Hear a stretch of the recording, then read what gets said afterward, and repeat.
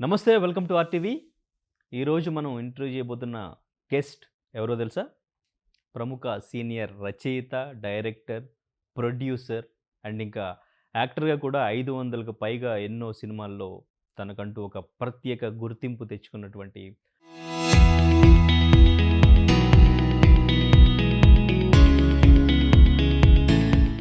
పోసాని కృష్ణమురళి గారితో ఈరోజు మన ఇంటర్వ్యూ. ఆయన గురించి ఈరోజు అన్నీ కూడా క్లియర్‌గా అడిగి తెలుసుకుందాం. ఆపరేషన్ అరుణారెడ్డి అంటూ కూడా మన ముందుకు రాబోతున్నారు. అసలు ఈ ఆపరేషన్ అరుణారెడ్డి సినిమా ఏంటో దాని గురించి కూడా అడుగుదాం. నమస్తే సార్. అన్న నమస్కారం. ఎలా ఉన్నారు సార్? బాగున్నా. ఒక ఫైర్ బ్రాండ్‌లా ఉంటారు మీరెప్పుడు. ఆ ఫైర్ ఉందా అలాగే? అంటే ఫైర్ బ్రాండు అంటే పేరు ఎందుకు పెట్టారు? నాకైతే తెలీదు. అంటే మీరేమడిగితే అదే నేనే చెప్తా. ఓకే. ఆహ్, మీరు ఎలా బిహేవ్ చేస్తే నేను అలాగే బిహేవ్ చేస్తా. ఓకే. ఇది యాక్షన్ బట్టి రియాక్షన్ వస్తది. ఆ! ఇంత తప్ప నేను ఒక్క అన్యాయంగా, అకారణంగా నేను రియాక్ట్ అవ్వను రాజా. 100% అవును. అంటే నా వాయిస్ గొంతు పెద్దగా ఉంటది. పెద్దగా ఉన్నంత మాత్రాన ఫైర్ బ్రాండ్ కాదని నేను అనుకుంటున్నా. తర్వాత మీ దయ. ఫస్ట్ కొన్ని సిల్లీ క్వెషన్స్, సిల్లీ డౌట్స్ ఉన్నాయి నా దగ్గర. వాటితో స్టార్ట్ చేద్దాం. ఇది ఎప్పటి నుంచి స్టార్ట్ అయింది? ఎందుకు ఇలా షర్ట్ లాక్కుంటుంటారు మీరు? అంటే నాకు నరాలు విక్రేసేం కాదది. అది ఎందుకొచ్చిందో, ఎలా వచ్చిందో అయితే నాకు తెలీదు ప్రామిస్‌గా. ఓన్లీ ఇక ఇక ఇటంటే ఎందుకు యూనివర్సిటీలో అలాగే ఉన్నాను. కాలేజ్ నుంచా? ఇప్పటి నుంచి యూనివర్సిటీ నుండి అనుకుంటా. అంటే అంతే అంతేగా నాకది అట్లానే ఉండేది తప్ప ఇది ఇది ఎప్పుడు స్టార్ట్ అయిందో నాకు తెలీదు. ఎప్పుడు పోద్దో కూడా నాకు తెలీదు. ఓకే. ఎవరు ఆపడానికి ట్రై చేయలేదా ఫ్యామిలీ? ఏంటి ఏంది ఈ అలవాటు ఆపేయి అని? హ్మ్. ఆహ్, చాలామంది మా అబ్బాయి కొట్టేవాడు, మా ఆవిడ లాగేది, ఫ్రెండ్స్ కూడా నెట్టేవాళ్ళు అని. కానీ సినిమాకొచ్చాక అందరూ నవ్విచ్చేవాళ్ళు. వెంకటేష్ బాబు కూడా ఇట్లా ఇట్లా అంట మురళి, మురళి, మురళి అని అంటుంటాడు వెంకటేష్ బాబు. ఇట్లా అందరికీ అదొక ఆహ్, అలవాటైపోయింది. అంతే తప్ప దానికి రీజన్ లేదు. రీజన్ లేదు. షర్ట్ లేకపోయినా లేదంటే బనీన్‌తో ఉన్నా వచ్చేస్తదా ఆటోమేటిక్ చేతులు ఇలా వస్తా ఉంటాయా? వచ్చిద్ది. అది ఓహ్, మానలేకపోతున్నా. ఎక్కడికెళ్ళినా అంతే. ఈ 'రాజా' ఎప్పటి నుంచి స్టార్ట్ చేశారు? అది ఎందుకు అంత ఫేమస్ అయిపోయింది? రాజా ఎందుకంటే ఒకసారి నన్ను మా టీవీలో చిన్న పిల్లలకి డ్యాన్స్ ప్రోగ్రామ్ పెట్టారు. వాళ్ళకి నన్ను జడ్జిగా పిలిచారు. చిన్న పిల్లలు కదా అని చెప్పి వెళ్ళా. డ్యాన్స్ చేసేటప్పుడు ఇద్దరు చిన్నపిల్లలు వేస్తారు కదా! ఎవరికి చెప్పాలి? నువ్వు బాగా చేసావు, నువ్వు బాగా చేయలేదు అంటే పిల్లలు నొచ్చుకుంటారు కదా! అని అమ్మ నువ్వు బాగా చేసావు, ఎక్సలెంట్‌గా చేసావు. అమ్మ నువ్వు కూడా బాగా చేసావు. కాంచే ఆ అమ్మాయి కంటే కొంచెం తగ్గావు. అంతే తప్ప నువ్వు సూపరు. ఆ అమ్మాయి ఇంకొంచెం పెద్ద సూపరు. మరి నెక్స్ట్ టైం కూడా నువ్వు ఇంకా సూపర్‌గా చేస్తావా మరంటే, చేస్తా. లవ్ యూ రాజా అన్నా. థ్యాంక్ యూ రాజా అంది పుటుక్కున అమ్మాయి. అనగానే అప్పటి నుంచే ఆ రోజు నుంచి ఇప్పటిదాకా అది రాజా అయిపోయింది. ఓకే. సో, మీకు కూడా బాగా నచ్చినట్టుంది ఇంకా అది. సినిమాల్లో కూడా అట్లాగే వాడడం. నాకు నచ్చినట్టు కాదు. హ్యాబిట్ అయిపోయింది. అడిక్ట్ అయిపోయా. ఎందుకంటే ఆ ఫంక్షన్ అంతా అప్పుడు ఒక 2, 3 నెలలు, 4 నెలల్లో డాన్స్ పోటీలు ఉంటాయి కదా! వచ్చేటప్పుడు పిల్లలు కూడా వచ్చేటప్పుడు కొద్ది లవ్ యూ రాజా అంటూ ఉండేవాళ్ళు. ఓకే రాజా లవ్ యూ అంటా ఉంటే ఆ పిల్లలంతా నవ్వేవాళ్ళు, ఆడియన్స్ మొత్తం నవ్వేవాళ్ళు. అది ఓపెన్ అయిపోయింది ఇక. ఏ ఏ జిల్లాకెళ్ళినా ఎక్కడికెళ్ళినా కానీ రాజా ఐ లవ్ యూ అంటారు. ఎన్నో అద్భుతమైన కథలందించారు. 'పెళ్లి చేసుకుందాం', 'ప్రేమించుకుందాం రా', 'ప్రేయసి రావే', 'గోకులంలో సీత' ఇటువంటి అద్భుతమైన ఫ్యామిలీ, ఎమోషన్, లవ్ ఉన్న స్టోరీస్‌కి కథలు, డైరెక్షన్ చేసినటువంటి మీరు, ఈ మధ్య కాలంలో ఆపరేషన్స్ మొదలెట్టారేంటి? అసలు 'ఆపరేషన్ దుర్యోధన', 'ఆపరేషన్ అరుణారెడ్డి' అంటే టోటల్‌గా డిఫరెంట్ మార్చేశారు మొత్తం. అంటే మీ మైండ్‌లోను, మీ మనసులోను వచ్చిన చేంజా? లేకపోతే ఏంటి ఇప్పుడొస్తున్న స్టోరీస్‌కి రీజన్? అట్లా అనుకోను ఎప్పుడు. ఇప్పుడు నేను 100 సినిమాలు రాశాను. అంటే ఇప్పుడు ఇలా రాశాను, మళ్ళా అలా రాయాలి అని నాకు తెలీదు. అలా ఊహించుకోను కూడా. ఏ కథ బాగుంటుంది, నెక్స్టు ఎలా చేస్తే ఎలా ఉంటుంది అనుకోని వెళ్తా. అది పొలిటికల్ సినిమా వచ్చిందా, కామెడీ సినిమా వచ్చిందా, మళ్ళా సిన్సియర్‌గా సోషల్ మూవీ వచ్చిందా, పక్కా ఫ్యామిలీది వచ్చిందా అనేది పెట్టను. ఒకటో, రెండో ఒక సీన్ వస్తదనుకో నా దగ్గర. 'ఆపరేషన్ దుర్యోధన' అలాగే అయింది. ఒక సీను వల్ల సీన్ చేసుకుంటూ, ఈ సీన్ తర్వాత ఏమవుద్ది, అదే మొత్తం 'ఆపరేషన్ దుర్యోధన'. ఇప్పుడు అది ఏదంటే నాకు 'ప్రేయస్ రావే' ఎట్టొచ్చిందో మీకు చెప్తా. ఢిల్లీలో ఒక బస్సు డ్రైవరు యాక్సిడెంట్ అయ్యి లైఫ్ అండ్ డెత్లో ఉన్నాడు. ఉంటే హాస్పిటల్‌లో ఏం చెప్పారంటే హార్టు వేరే వాళ్ళకి ఇస్తే కనీసం వాళ్ళు బతుకుతారమ్మా అంటే, ఆ డ్రైవరు వాళ్ళ ఫ్యామిలీ, ఆ డ్రైవరు ఇది గుండె వేరే వాళ్ళకి ఇచ్చారు. ఢిల్లీలో జరిగిందది. అయితే అబ్బబ్బా! చూడు, నేను అనుకునేవాడిని ఆయన మన డ్రైవర్ కూడా వాళ్ళ ఫ్యామిలీ వాళ్ళు ఎంత మానవత్వంతో బిహేవ్ చేశారు. ఓ పక్క శవం పక్కన పెట్టుకొని కూడా. అంటే అనిపించి ఎప్పుడో ఒకటి అనిపించింది నాకు. ఇది 'ప్రేయస్ రావే'. 'ప్రేయస్ రావేలో' హీరో గుండిస్తాడు. దాన్ని అది యాక్సిడెంటల్‌గా ఉంది. ఇదేమో ఇంటెన్షనల్‌గా ఉంది. నేను నచ్చిన అమ్మాయి నాకు నచ్చనప్పుడు, నాకు రానప్పుడు, నా దగ్గరికి రానప్పుడు, ఇంకా నేను ఈ బ్రతికి ఏం వృధా కదా అనుకొని బాధపడుతుంటే, ఆ అమ్మాయి, తను ప్రేమించిన అమ్మాయి భర్త చావు బతుకులో ఉన్నాడు. హార్ట్ ఇవ్వాలి అంటే ఆ హీరో అంటాడు, మనకి దేవుడి దయ వల్ల దేవుడే మన కలుపుతున్నాడేమో, అందుకని గుండె జబ్బు వచ్చి ఈ చిన్న టైంలోనే గుండె జబ్బు వచ్చి చచ్చిపోతున్నాడు.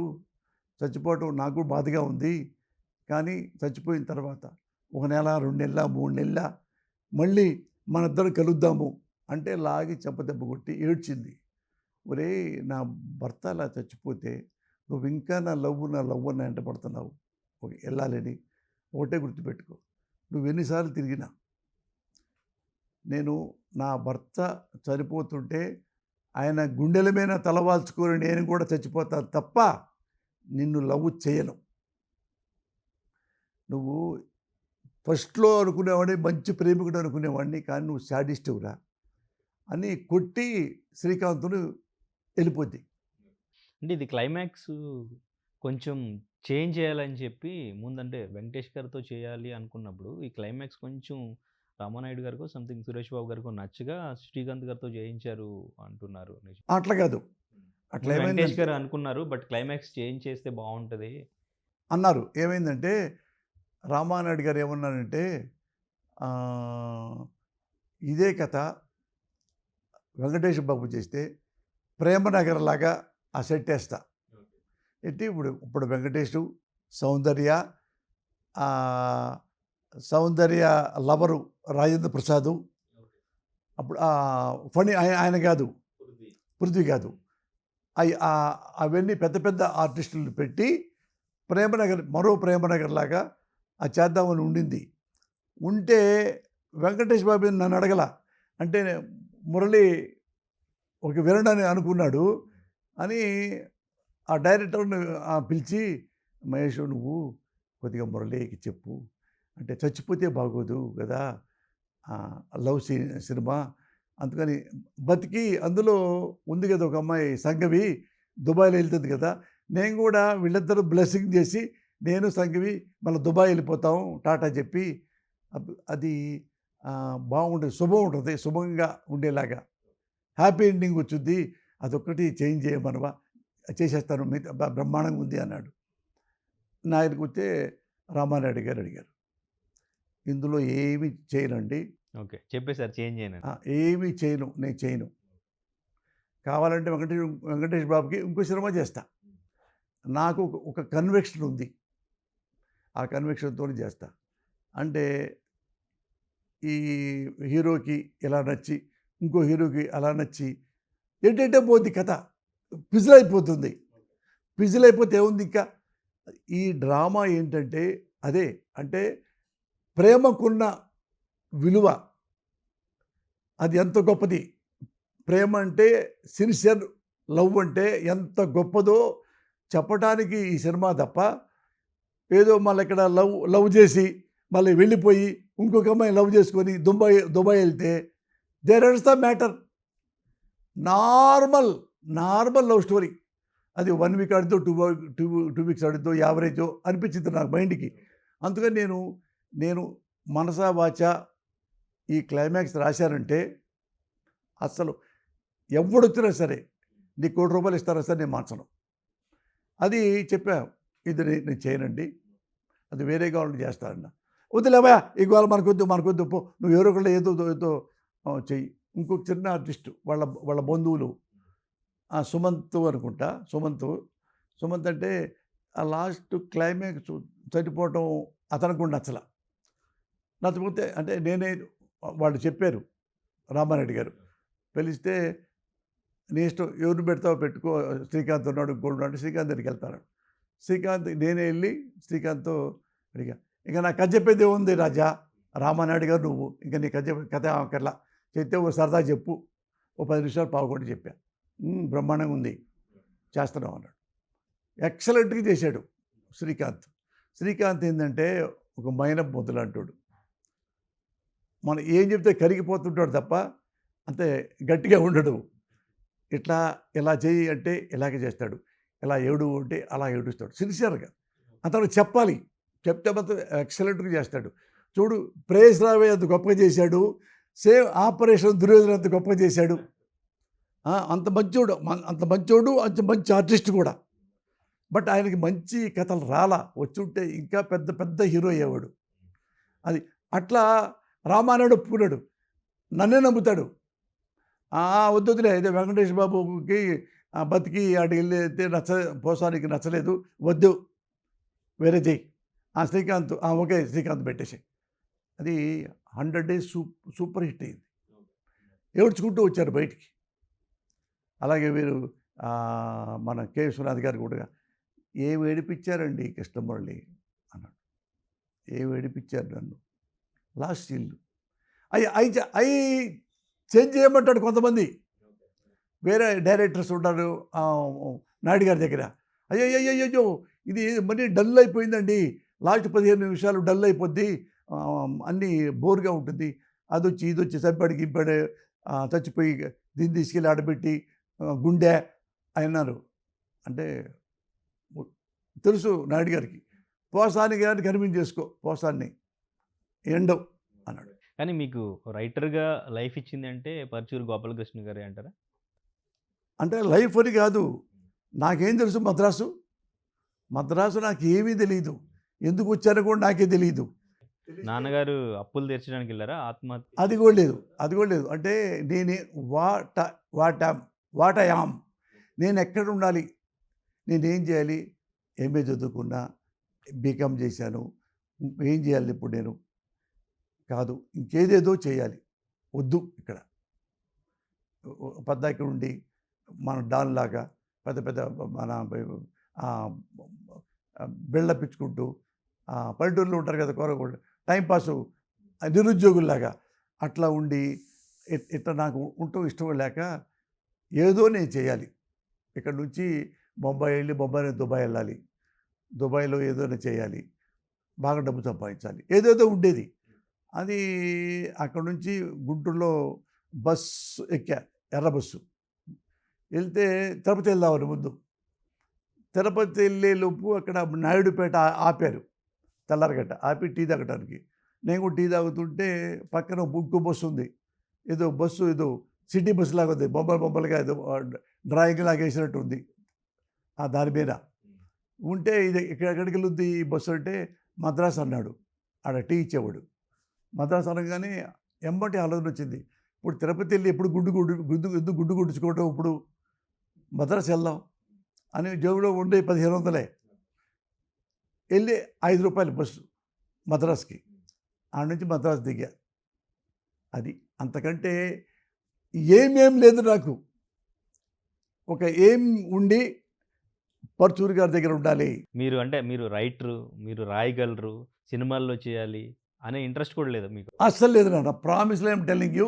లేదు. సినిమాలు చూసేవారు అప్పుడు? ఎవరు? చూస్తా. సినిమా చూసేవాడిని కానీ సినిమా పిచ్చి ఉండేది కాదు. లేకపోతే తిరుపతి వెళ్ళేవాడిని, ఇంటికి వెళ్తాను, మద్రాసు వెళ్దాం, ఏం చేద్దాం, ఎక్కడ గుండు కొడుచుకోండి దీనికంటే అక్కడ తర్వాత ఉండి, లేకపోతే అక్కడ బొంబాయి వెళ్దాం. ఎందుకు వెళ్ళాలో తెలిసేది కదా. బొంబాయి అనాలి. ఆ తర్వాత దుబాయ్ వెళ్ళాలి. దుబాయ్ వెళ్తే డబ్బులు బాగా వస్తాయి. ఎందుకో ఒక ఐడియా అది. ఎందుకు నేను దుబాయ్ చూడలా, బొంబాయి చూడలా, అసలు మద్రాసు చూడలే. మద్రాసు దిగిన తర్వాత ఎవరు ఒకతను ధవళ సత్యం గారు డైరెక్టర్ ఉన్నారు. ఆయన చిన్న తమ్ముడు ఉన్నాడు మల్లిక్ గారు అని చెప్పి. ఆయన ఏదో ఒక వెళ్ళేటప్పుడు ఎప్పుడో ఒక చిన్న సినిమా ప్రొడక్షను ఒక ఆఫీసు చూసా. అక్కడ ఏంటంటే, ఎవరు మీరంటే, నేను కొత్తగా వచ్చానండి అంటే, అందులో ఉన్నవాడు ఒకతనేమో మా ఊరు ఆయన.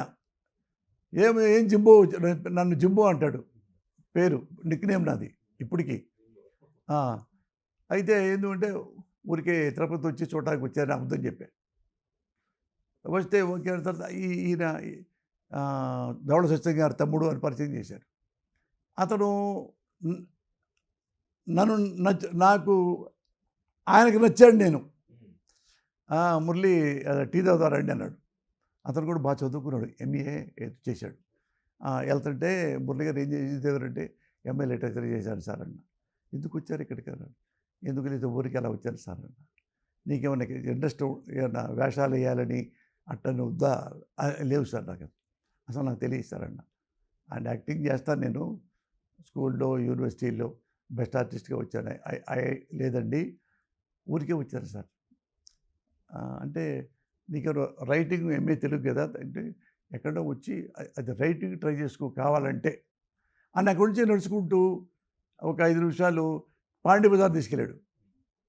ఆ పాండ్య బజార్ అట్మాస్ఫియరు కోలాహలంగా ఉంది. అక్కడ ఆ మాటలు వింటా అండి. అవునండి, నేను రైటర్గా ట్రై చేయవచ్చా అంటే, ఎంఏ తెలుగు కదా మీరు చేసుకోవచ్చు అనగా. అయితే నేనైతే ఎక్కడైనా రూమ్ చూపించాడు సార్ అన్న. ఎమ్మటే అంతే. ఇక్కడ పొగ్గ కళ్యాణ మండపం రూమ్ ఉంటుంది, అక్కడికి వెళ్తే అది 200 రూపాయలు నెలకి. ఇద్దరు ఉండాలి, 100 నెలకి. 1500 ఉంది కదా, చూద్దాం ట్రైల్ అని ఆడ కూర్చొని ఆ సినిమా బుక్కులు చూసుకుంటే అక్కడ ఒక అతను చెప్పాడు, రైటర్ కదా, సత్యానంద్ వాళ్ళంతా ఉంటారు, పరశుపతి వాళ్ళు. సత్యానంద్ గారి దగ్గరికి వెళ్ళా. నాకు తెలియదు అడ్రస్లు. అది చూసుకొని నడుచుకుంటూ వెళ్ళా, నడుచుకుంటాను. ఎందుకంటే తలుపు కుడితే, నమస్కారం సార్ అండి, ఎవరు మీరు అన్నారు. నా పేరు పోసానికి ఇష్టపడలేదు సార్, నేను ఎంఏ తెలుగు చదువుకున్నాను, మీకు దగ్గర అసిస్టెంట్గా ఆయన హెల్ప్ చేస్తారంటే, ఆయన మురళి, నేను ఝాన్సీ లక్ష్మి అని సినిమా తీస్తున్నాను, డైరెక్షన్ ఫస్ట్ టైము భానుప్రియ గారితో, అది అయిపోయిన తర్వాత నువ్వు పెట్టుకుంటా అన్నాడు. అంటే నేను మెట్లు దిగుతాను, నేను అమ్మ ఈయన సినిమా ఎప్పుడు తీసి ఇప్పుడు నేను ఎప్పుడు వచ్చి అప్పుడు ఈ 1500 అక్కడ ఉండాలి నేను అనుకుంటూ కిందకెళ్ళి మళ్ళీ వేరే ఇంటికి వెళ్ళి మళ్ళీ చూస్తే పరుచూరి బ్రదర్స్ అడిగెళ్ళి ఎత్తుకుంటూ వెళ్ళి తలకి పొద్దున్న వెళ్తే ఆయన అడిగా ఇట్లానే అంటే, లేదు బాబు మాకిరా లేవు, వేకెన్సీ లేవు అన్నాడు. నేను బయటికి వెళ్ళి గేట్లో కూర్చున్నా బయట. ఆయన అంబాసిడర్ కారు ఎక్కి వెళ్ళిపోతా ఆపాడు కారుని. ఆయన వెళ్ళిపోయిన తర్వాత ఇటు వెళ్ళిపోదామని అనుకున్నా. వంగేసి ఇటు రావయ్యా అన్నాడు. వచ్చిన తర్వాత వెళ్ళా. బ్యాగ్ ఉంది, ఇది డాక్యుమెంట్స్ అవి ఉన్నాయి. రేపొద్దున 5:30కి రా, నీ భవిష్యత్తు ఏంటో తెలుస్తా అన్నాడు. ఇదే వర్డ్ అన్నారు ఆయన. నేను ఎప్పుడు టైంకి ఉంటా, ఇప్పుడు కరెక్ట్గా 5ంటికి వచ్చా. 5:30కి అలా ఈయన వచ్చాడు ఇంట్లో నుంచి. ఎదురింట్లోంచి పరుచూరి వెంకటేశ్వరరావు గారు ఉంటారు, అన్నయ్య వాడు.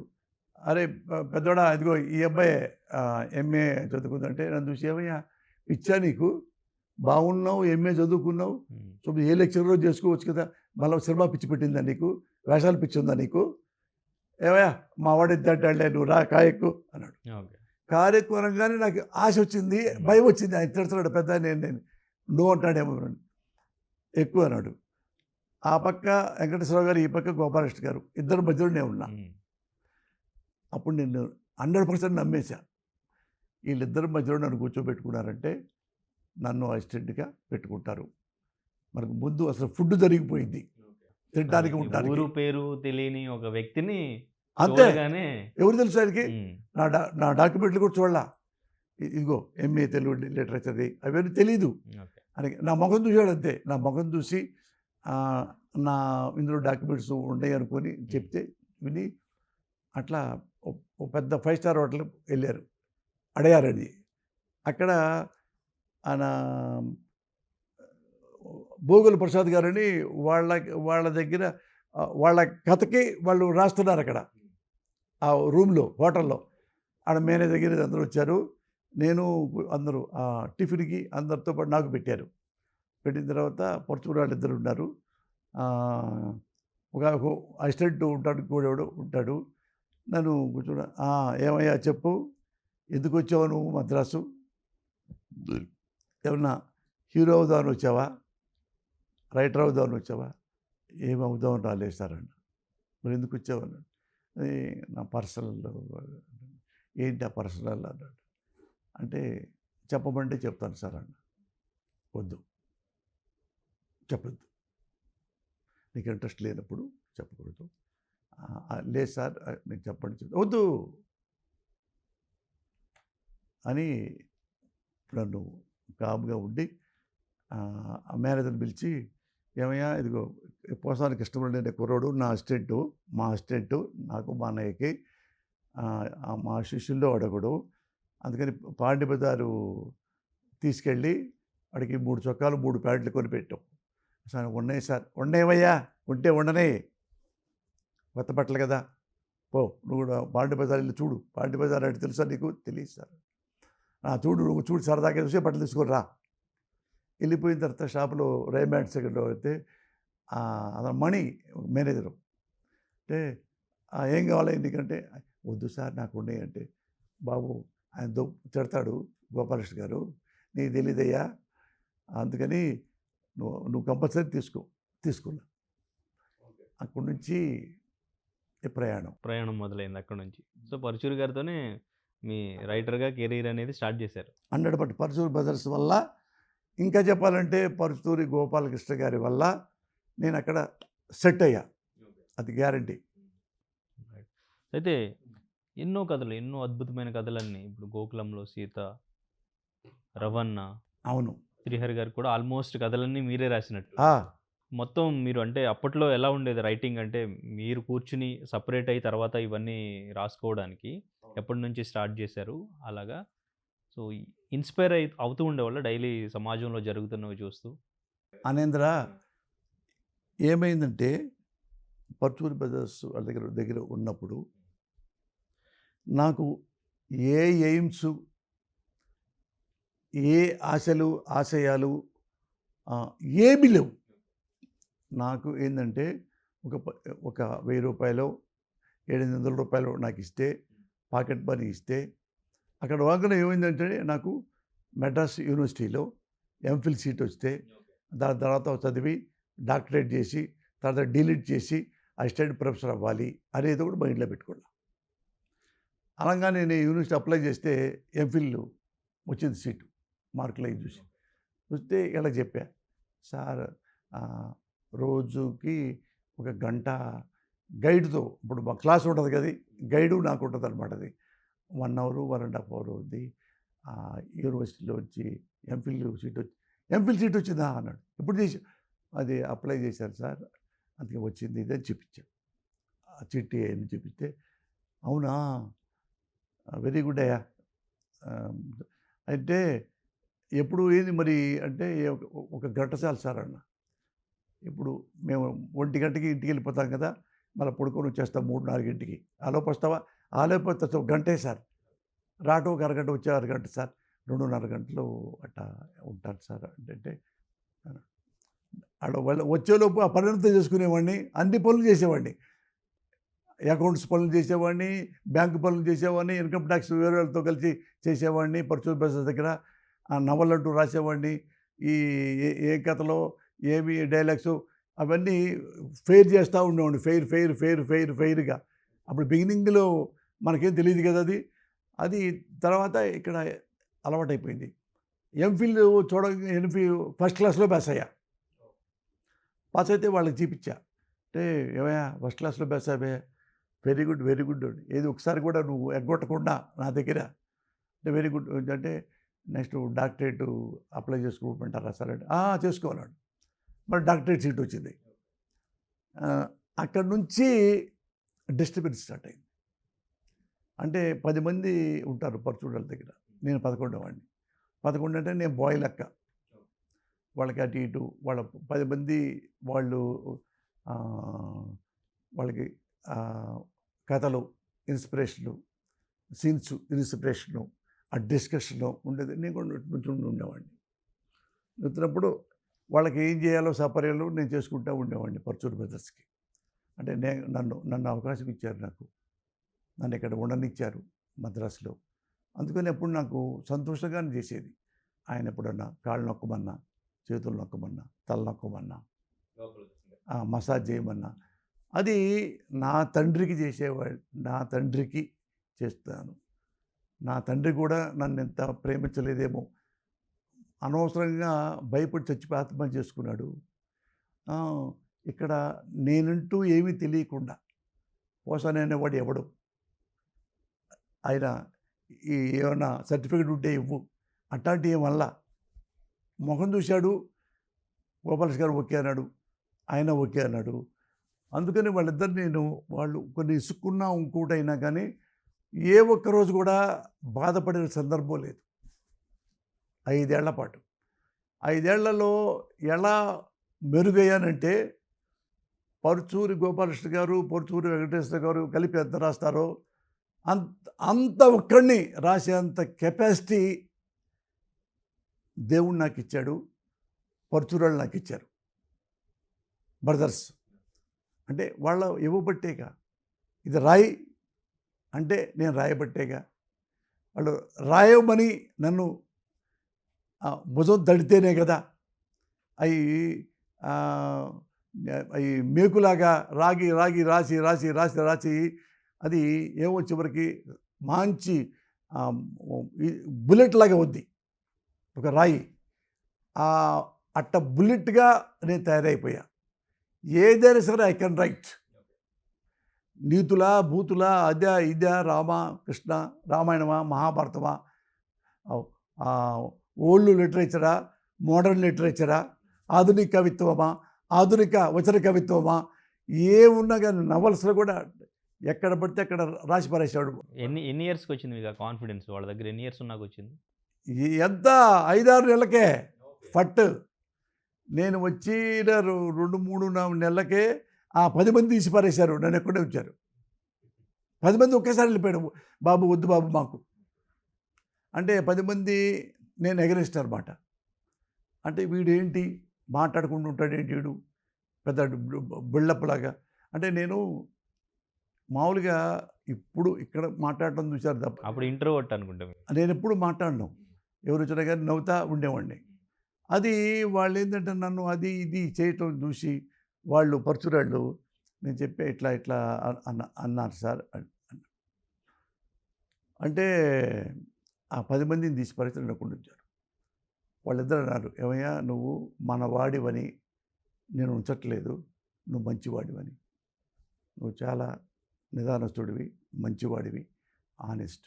చూసాక మా ఇంట్లో ఉంటావు, ఆఫీస్లో ఉంటావు, ఎక్కడికి వెళ్తావు, ఎక్కడ కూడా ఒక్కసారి తలదిప్పి కూడా చూడవు, ముందు అలవాట్లేదు, సిగరెట్ అలవాట్లేదు, ఏమి లేదు, అందుకని నువ్వు మాకు నచ్చావు, బాగా ఉండు, నువ్వు బాగుంటావు, ఇదే చెప్పారు. అట్లా ట్రావెలింగ్లో ఇక రకరకాలుగా ఉంటారుగా, రకరకాలుగా అంటే ఎప్పుడు తిట్లు భరించవచ్చు, కొట్టినా భరించవచ్చు, గుండెల్లో గుద్దితేనే బాధ. ఎవరు గుద్దారు అలా? ఎవరు గుద్దాలా? పోయిన ప్రధానమంత్రి గుద్దుతాడు నాకు, గుద్దడు కదా. ఎక్కడో ఎప్పుడో ఎక్కడో ఎప్పుడో ఒక బాధ వచ్చింది. బట్ ఎట్లా రాసేవాడినంటే నాకే తెలియకుండా వచ్చేసేది. నాకు తెలియకుండా రాస్తా ఉంటే గోపాలకృష్ణ గారే ఆయనే ఎంఏ లెక్చరరు, ఎంఏ లిటరేచరు, బాగా చదువుకున్న మనిషి. ఆయన మెప్పించడం అంటే వెంకటేశ్వరరావు గారు బాగా నాటకాలు రాసిన మనిషి. సమాధి కడుతున్నాం, సందాలు ఇవ్వండి, మంచి మంచి మంచి మంచి అది అనుకుంటే అలా ఏవో రాశారు, మంచి మంచి రాశారు. వాళ్ళిద్దరిని మెప్పించడం అంటే వల్లే కాదు, ఆ పారిపోయిన 10 వల్ల కూడా కాదు. అది తెలియకుండానే వాళ్ళిద్దరు కూడా నన్ను చూసి అభినందించే స్థాయికి వచ్చా. ఇది వాళ్ళు నవల్స్ కూడా రాసేవాడు అనమాట. భరతఖండం భగ్గమంటుంది, నల్లపూసలు అట్ట దాన్ని ప్లాట్ చేసి నువ్వు దీనికి భరతఖండం ఇలా ఇలా రాయండి, ఇలా రాయండి. అలా రాస్తూ ఉంటే వెంకటేశ్వర గారు చూసి సార్ ఏమిటయ్యా ఇట్లా రాసావేంటి, ఇది అంబస్తేంటి అంబస్తేంటి అనేవాడు. ఇది సార్ అంబస్త్ అంటే ఏమీ లేనివాడు అట్టండి, కేర్ ఆఫ్ అడ్రస్ లేనివాడు, ఇంకోటి అట్లా అంటే అవునా కరెక్టేనది, కరెక్టే. మళ్ళా అది అన్నీ రాసిన తర్వాత నవల్స్ ఇచ్చేయాలి కదా, 2-3 పేజీలు అయిన తర్వాత అది చూపిస్తే ఆయన చెప్పేసేవాడు. అంటే వాళ్ళు రాయలేక కాదు, అన్ని వర్కులు ఉంటాయి, అవి చెప్తూ ఉంటాడు. నేను నా నా పిచ్చితనంతో ఏదో నాకు ఉంటుంది కదా, నాకు పైచ్యం ఉంటుంది కదా, దాంతో రాసేవాడు అనమాట. అందులో ఒక బ్రాహ్మణుడు ఉన్నాడు, ఒక అమ్మాయి వచ్చింది, ఒక ఈ భవిత అనే ఒక పేరు అమ్మాయి వచ్చింది, తలుపు కొట్టింది. ఎందుక గోపాలస్వామి ఉన్నాడు, లోపలికి రమ్మన్నాడు, తలుపేసుకున్నాడు. అప్పటి నుండే సృష్టి కథనానికి కారణమైంది.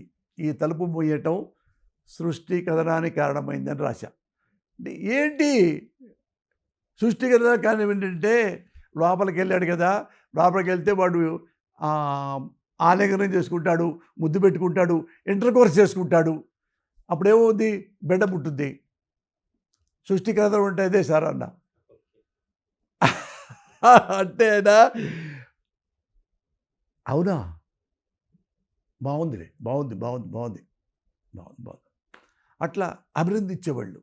మరి ఎలా బయటికి ఎలా వచ్చారు, ఏ డిస్ట్రిక్ట్ అట్లా కూడా అనేవాడిని. ఎట్టెట్ట అయిపోయిందంటే జగన్లా సాగింది, జగతిలా సాగింది అనమాట. ఏమిటయ్యా జగం అని చెప్పయ్యా.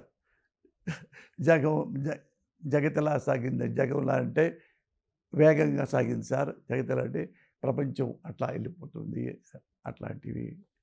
ఏమిటయ్యేను ఉండయాలివ్వా అనేవాడు. నాకు ఎక్కడో ఎప్పుడో మనసులో వస్తూ ఉండే ఇది మనకు శ్రీశ్రీలాగా. నాకు గనక మీరు ఇది మద్రాసులో ఉండి ఇక్కడ కనుక హైదరాబాద్ రాకపోతే ఇండస్ట్రీ అక్కడే ఉంటే నేను శ్రీవంత అయ్యేవాడిని. అంత ఇష్టం నాకు శ్రీశ్రీ, అంత రాస్తా నేను, అంత రాయాలని కోరిక నాకు, అంత చేయాలని. ఆయన కూడా క్రియేట్ చేస్తాడు. ఆయన పెంగళి గారిలాగా శిల్పం అది గెలపం అంటాడు. గెలపం అంటే మీనింగ్ లేదు, మొన్నే రాసుకునేవాడు అనమాట. అట్లా మాయాబజార్లో ఏమిటి శిల్పం కాదు సార్, అది గెలపం అనేవాడు పెంగళి గారు, పెద్ద రచయిత. అట్లా నాకు అనేది వీళ్ళకంటే ఒక పదాలను క్రియేట్ చేయాలి. అంబస్తును అగస్త్య భ్రాతను నన్ను ఆదరించి, నా అగుగాములు సమాదరించి, ఉనికినిచ్చి ఊపిరిపోసిన మనిషి మతస్థులు, మనసు కులస్థులు, నా సమ్మతులు, పోర్చూరి సోదరుడు. అట్లా ఇట్లా ఏమిట్రా ఆశావు వెంకటేశ్వరరావు గారు, ఏమిటయ్యా ఈ పిచ్చి పిచ్చి పిచ్చి పిచ్చి అదే సార్ థ్యాంక్స్ చెప్పడానికి ఇంత అంటే నేను ఇప్పుడు ఇవన్నీ పోయింది రాజా. అంటే నాకు మద్రాసులో ఉంటే ఈ పాటికి డిలిట్ కూడా అయిపోయేది, ప్రొఫెసర్ని అయిపోయేవాడిని. నాకు అక్కడ ఉండి ఎన్నో రాయాలనుకునేవాడిని.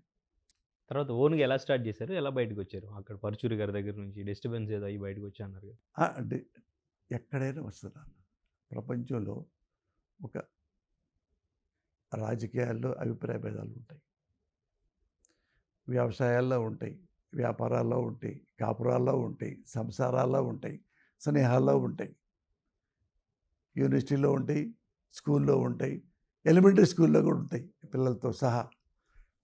అభిప్రాయ భేదాలు ఉండని సమాజం ప్రపంచంలో ఉండదు. అది మంచా చెడా అని. ఇది పరుచూరి నాకు మధ్య మంచా చెడా అనేది నేను చూడను. మీ స్ట్రైట్ ఫార్వర్డ్‌కి ఇండస్ట్రీలో చాలా అభిప్రాయ భేదాలు వచ్చుండొచ్చేమో మేబీ. ఏం లేవు. అస్సలు 99% ఉండవు నాన్న. నేను ఎక్కడికి వెళ్ళను. నేను సినిమాలు రాస్తాను చూడు, అసలు వేరే వాడితో మాట్లాడడానికి టైమే ఉండేది కాదు నాకు. మీరు ఎంక్వైరీ చేయండి. అసలు ఎక్కడ ఉంటారో నాకే తెలియదు. వాళ్ళు ఎక్కడున్నాడు రా పోసాని అన్న దానికి వెళ్ళాడంట సార్. అది ఎక్కడికి రారా, అక్కడి నుంచి వెళ్ళిపోయాడు సార్. ఇంకోసారి ఎక్కడ ఉంటాడు, ఏ హోటల్లో ఉంటాడు రా, ఇట్లా అట్లా రాసేవాళ్ళు షార్ట్ టైంలో. 1 ఇయర్‌కి ఒక 25 మూవీస్ రాసినట్టున్నారు ఒక సంవత్సరంలో. అట్లా రాసేవాడిని. అన్బిలీవబుల్గా రాసేవాడిని. అయ్యా అవి నాకు గరతలా మలకం అనుకో. ఆ తర్వాత ఆర్టిస్ట్గా పెడితే ఆ షార్ట్ టైంలో 500 సినిమాలు యాక్ట్ చేశాను. ఎట్ట చేశారో నాకే తెలియదు. చేస్తే ఏమి అంటే నాకు కావాల్సింది పని, డబ్బు. 1500తో స్టార్ట్ చేశారు. ఫస్ట్ రెమ్యూనరేషన్ ఎంత తీసుకున్నారు? దేని సినిమాకా? ఇండస్ట్రీకి వచ్చిన తర్వాత మీ ఫస్ట్ రెమ్యూనరేషన్? నాకు ఫస్ట్ అప్పుడు మార్కెట్లో పరుచూరు మీద శ్రద్ధ తీసుకునేవాళ్ళు అంత డబ్బులు ఇచ్చాడు ఫస్ట్ ఆయన. ఎవరు? పిఏపి సుబ్బారావు గారు. అంటే అక్కినేని నాగేశ్వరరావు గారు వియ్యంకుడు. ఈ కుర్రోడు ఎవర్రా అడిగారంట. ఈ మనవాళ్ళేనండి, పోసాని కృష్ణమూర్తి చదువుకుంటాడు, యూనివర్సిటీలో డాక్టరేట్ చేస్తున్నాడు. డాక్టరేట్ ఏంటి మా పరుచూరు దగ్గర ఉండటం ఏంటి బాయ్ లాగా అంటే, అక్కడ పేరు రాసుకుంటా ఆయనతో అక్కడ కూడా రాస్తాడు సార్. బాగా రాస్తున్నప్పుడు మరి ఎందుకు అబ్బాయి రైటర్ అవ్వడు అంటే, ఎవరు ఇస్తారు సార్ అది. ఆ పిల్లడు భయం. పరుచూరు దగ్గర ఉండి మరి డబ్బులు అబ్బాయికి పాకెట్ మనీ కావాలి అవి అంటే, మోహన్ దీనికి కారకుడు మోహన్ గాంధీ గారే, డైరెక్టర్. ఆయన అమ్మో నేను చేయను సార్ అంటే నన్ను కోప్పడ్డాడు మోహన్ గాంధీ గారు. ఏం చేస్తావు, పద్ద ఇక్కడే ఉండి బాయ్లాగా ఉండి ఇలా ఉండిపోతావా చివరిదాకా? నేను పెళ్ళి చేసుకొని ఇల్లు నీకు రావా అంటే, కాదు సార్ అక్కడ డాక్టరేట్ చేసుకున్నాను, అదే వద్దులే సార్ నాకు రైటింగ్ ఎందుకు వద్దు, ఒక చెప్పు చూద్దాం, ఒక చెప్పు. నాకేం తెలుసు సార్ అన్న. సరే చెప్పు, నువ్వు ఓని చెప్పు, పావుగంట చెప్పు ఒకటే. సార్ అదే సార్ రేపు చెప్తాలే సార్ ఓని సరదాగా. పరుచూరులో బంద్ చేసుకుంటున్నాను ఎప్పుడన్నా వెళ్ళి ఓ పావుగంట చెప్పాను ఒక పోలీస్ కథ. చెప్పి ఇదే సార్ నాకు వచ్చు, ఎందుకంటే ఎవరు రాదు సార్ అన్న. అవునా, ఇదే వచ్చా నీకు? ఫోన్ చేసుకొని ఆయన ఫోన్ తీసి పిఏపి సుబ్బారావు గారి కొడుకు ఫోన్ చేశాడు. పిఏపి సుబ్బారావు గారు అంటే నాగేశ్వరరావు గారి అక్కినేని నాగేశ్వరరావు గారు వియ్యంకుడు. సుశీలమ్మ గారు ఉన్నారండి. సుశీలమ్మ గారు ఆయన కోడలు. ఆయన సుబ్బారావు గారి కొడుకు నాగేశ్వరరావు గారి అల్లుడు ఫణిభూషణరావు గారు. ఆయన పెద్ద ప్రొడ్యూసరు. అయితే ఇదే సార్ అంటే ఆయన ఫోన్ చేసి, బాబు నాన్నకి చెప్పు కథ ఓకే అయిపోయింది అంటే, మోహన్ గాంధీ గారు డైరెక్షన్ చేయబోతున్నాడు, కథలు ఎత్తుక్కుంటున్నాడు అంటే, ఎవరు చెప్పారు కథ అంటే, పోసాని గారి దగ్గర పరుచూరి వాడి దగ్గర ఉన్నాడే మన పోసాని కృష్ణమూర్తి, అతను. అవునా, బాగా చేశాడా, రమ్మను వచ్చాయి అని పెట్టేసి, ఏమన్నా తెలుసుగా సుబ్బారావు గారి రెండో అబ్బాయి ఏమన్నా తెలుసా, నాకేంటంటే నీ కథ నాకు నచ్చింది, ఈ కథే ఈ పావుగొంగ కథే నాకు వచ్చింది, మిగతా కూడా నువ్వు రాయి. సార్ నేను ఊరికనే అన్నాను సార్. ఒరే అని తిట్టాడు. బాగా బ్రహ్మాండంగా రాసావు అని మద్రాసు తీసుకెళ్ళి ఆఫీసులో కూర్చొని సుబ్బారావు గారి ముందు చెప్పారు. పోసాని కృష్ణ అబ్బాయి చెప్పారా సార్, కథ బాగా చెప్పాడు సార్ అంటే. వాళ్ళు ఎప్పుడు ఫ్యామిలీ కథలు రాస్తారు. ఇల్లరికం, ఆదర్శ కుటుంబం, ఎల్వి ప్రసాద్ వాళ్ళ బ్యానర్లోనే ఫస్ట్ డైరెక్షన్ చేశాడు పెద్ద కొడుకని. అట్లా హిందీ అన్ని పెద్ద హిందీలో కూడా చాలా సినిమాలు చేస్తారు. అది నన్ను పిలిచి, కృష్ణమురళి నమ్మనంటే సార్ నమస్కారం నెట్టారు అసలు. ఆయనకి ఇంత ఆయన చూడాలంటే డాన్లా ఉంటాడు మనిషి, పేదరికం. సార్ నమస్కారం సార్. ఏం కృష్ణమురళి కథ చెప్పామంటారు, చెప్పు గమ్మటే. సార్ అన్న కూర్చో, ఆయన కూర్చోవాలన్న భయమే. నేను అట్లాగే ఒకే 2 నిమిషాలు చెప్పా. ఎట్లా అనుకున్నాను సార్ నేను అంటే మా బ్యానర్లో పోలీసుకి అసలు ఎప్పుడు చేయలే. ఇది బాగుంది. రెండో మాట పగిలిపోయింది నా చెమట, నాకు చెంప పగిలిపోయింది అనమాట. అమ్మమ్మమ్మ ఎంత హెచ్చరిక చేశాడు ఆయన. అంటే ఆయన అడగలేకపోయాక అయినా బాగుంది, చేసుకుందాం. వరమ్మను బెల్లి కొడితే బోరగాంధీ బాగుంది సాయి అన్ని చూడు అని బెల్లి కొట్టే క్యాషియర్ వచ్చాడు. 70 ఏళ్ళు ఆయనకి అప్పుడులో 70 ఏళ్ళు. ఎవరికి క్యాషియర్కి వాళ్ళతో ఫ్రెండ్స్. ఆయన సత్యం గారు, సత్యం కృష్ణమురళికి అడ్వాన్స్ ఇవ్వు, అసలు ఏం దొరుకుతుందో నాకైతే ఇట్లా. సరే సార్ నమస్కారం సార్ అంటే బయటికి వెళ్ళా. బయటికి వెళ్ళిన తర్వాత రావయ్య అంటే అది తీసి పాత బీరువాలు ఉంటే చూడండి, లక్ష్మీ బొమ్మ వేస్తారే అట్లా తీసి డబ్బులు అటు పెట్టాడు. 40,000. 40,000 ఓకే. ఫస్ట్ టైం ఇండస్ట్రీ అది. 40,000 అంటే నేను నా జీవితంలో చూసేరగను అసలు. ఓకే. 100 రూపాయలే చూడటం కష్టం. అంటే తీసుకో అన్నాడు. ఈ మొత్తం సార్ అన్నాడు. మొత్తం కాదు అడ్వాన్సు. ఆయన 1,25,000 చెప్పాడు. పరుచూరు గారికి ఎంత ఇచ్చాడు అంత ఇవ్వమన్నాడు. అవునా సార్, ఆడు ఉంచండి సార్ తర్వాత తీసుకుంటాను అట్ట దగ్గర పెట్టి దాచిపెట్టుకో. ఆడబెట్టాడు మనకేమి లేవు కదా. ఈ జబ్బు పెట్టుకొని దీనికి 2 పిన్నీసులు పెట్టా. అంటే పిన్నీస్ ఒకటైతే జారిపోతే మళ్ళీ పోతే డబ్బులు. ఇది ఏం చేయాలో తెలియక వచ్చిన తర్వాత ఆ ఆఫీసులో కూర్చున్నా. ఇది పరిస్థితి గారి ఆఫీసులో అక్కడే కూర్చొని ఈ పెట్టుకొని ఏం చేయాలా అని కూర్చొని డబ్బులు ఫస్ట్ ఏం చేయాలంటే పరుచూరి వెంకటేశ్వరరావు గారి ఈ డబ్బులు ఎలా వాడారో చూడండి. పరుచూరి వెంకటేశ్వరరావు గారి అబ్బాయి, రెండో అబ్బాయి హీరో అవ్వాలనుకున్నాడు. క్యాన్సర్ వచ్చింది, పాపం చచ్చిపోయాడు. చచ్చిపోయిన తర్వాత వెంకటేశ్వర గారు ఏమన్నారంటే నాటకాలు రఘుబాబు నాటక కళా పరిషత్ అని పెట్టుకున్నాడు. నా కళాకారులకి ఎంగ్ చేయడానికి కొత్త అనమాట. అప్పుడు కొత్త పెడుతుంటే అక్కడే కూర్చొని లేచి ఇందులో మళ్ళీ పెట్టి 25,000 తీసుకొని ఇక్కడ మళ్ళీ పిన్నిసి పెట్టుకొని పోయి వెంకటేశ్వర గారి దగ్గరికి వెళ్ళి నమస్కారం పెట్టి 25,000 ఇచ్చాను. ఓకే. ఏమిటే 25,000 అన్నాడు. అంటే మీ అబ్బాయి నాటక కళా పరిషత్తులో నాటక పోటీలు పెడతారు కదా సార్, అందులో ఉత్తమ స్క్రిప్టు దానికి ఇవ్వండి సార్. దానికి గద్దర్ గారి పేరుతో, నా గద్దర్ గారు అంటే ఇష్టం సార్, నాకు పరిచయం కూడా. యూనివర్సిటీలో చదువుకునేటప్పుడు ఒకసారి నన్ను ఆయన చూశాను, మా హాస్పిటల్ మా యూనివర్సిటీకి పిలిచాము. అందుకని గద్దర్ గారి పేరు మీద 25,000 ఇది ఇవ్వండి సార్ అని 25,000 ఇచ్చాను. నాకు ఫస్ట్ అడ్వాన్స్ నాకు ఇష్టమైన గద్దర్కే అనిపిస్తే, ఏమయ్యా గద్దర్ తెలుసా నీకు? తెలుసా? తెలిసిందే ఉంది సార్, ఆయన ప్రపంచ పురుషుడు కదా అన్న. ఏమన్నావు? ప్రపంచ పురుషుడు అంటే గుడ్ హ్యూమన్ బీయింగ్ అని సార్ మీనింగ్. అది అవును, అదే పెడతానయ్యా నీ పేరు పెట్టి, గదర్ గారి పేరు పెట్టి ఇచ్చేస్తా అన్నాడు. అది ఇచ్చింది ఫస్ట్ రెమ్యునరేషన్ 40,000 తీసుకున్నారు. అప్పట్లో 40,000 అంటే తెలుసా, మా ఊరు వెళ్తే 4 ఎకరాలు వచ్చేది. అయ్యేది అసలు డబ్బులు ఇంత వస్తాయి ఇంత పోతాయి అనుకునేవాడు కాదు. కానీ అంటే మీకు అప్పటికి మరి అంత డబ్బులు సడన్గా వస్తుంటే ఆ డబ్బులు ఎట్లా మేనేజ్ చేసుకోవాలి, ఎట్లా దాచుకోవాలి, ప్రాపర్టీస్ ఎట్లా కొనుక్కోవాలి, ఇదేం ఐడియా ఉండుండదు కదా మీకు. ఎట్లా సేవ్ చేసుకునేవారు మరి? ఏమీ తెలియదు నాన్న. ఏం చేసేవాళ్ళు? డబ్బులు దాచుకోవాలి, అకౌంట్స్ ఇవన్నీ ఏమి తెలిసే కాదు. పెళ్ళైన తర్వాతే నాకు తెలిసింది. ఎక్కడంటే చాప కిందో దాని కింద పెట్టేవాడిని, ఏదో దుప్పటి కింద వెళ్ళిపోయేవాడిని. అవి రాసుకుంటాం తప్పితే ఈ దాచిపెట్టాలి అవి కొనాలి లేదు.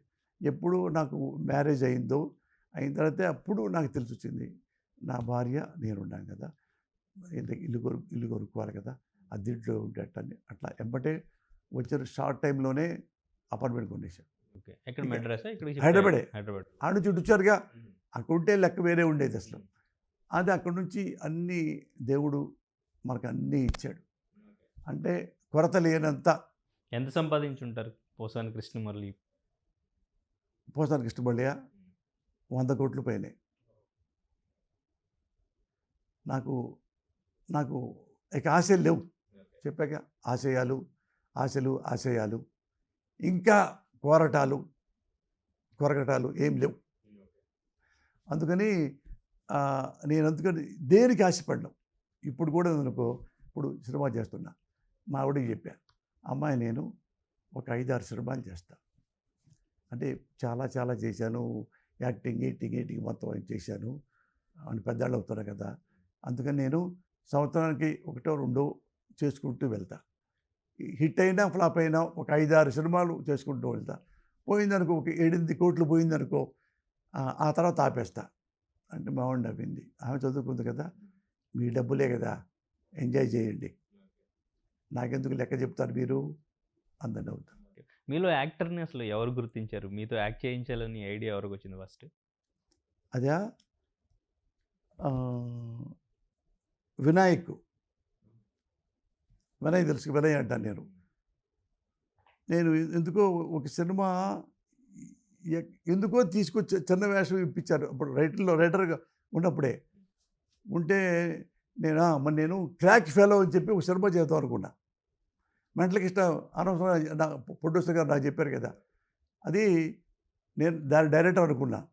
అనుకుతుంటే ఆయన హీరో గారికి ఏంటంటే నైటీ వేసుకోవటం ఇష్టపడలా, తోటపూడి వేణు గారికి. నైటీ బాగోదు నాకు అన్నట్టుగా, అది వద్దులే మురళి గారు, నైటీ వేయలేరు అన్నాడు. అలాగే వేణు అన్న. ఆయన ప్రొడ్యూసర్ అన్నాడు, ఆయన హీరో గారు మిగతా అంతా బాగుంది, నైటీ కొద్దిగా ఎంబరసింగ్ ఉంటుంది కదండి అందరికి, ఎవరికైనా కానీ అన్న. అవునా, వదిలే, మీరే చేయండి సినిమా అన్నాడు.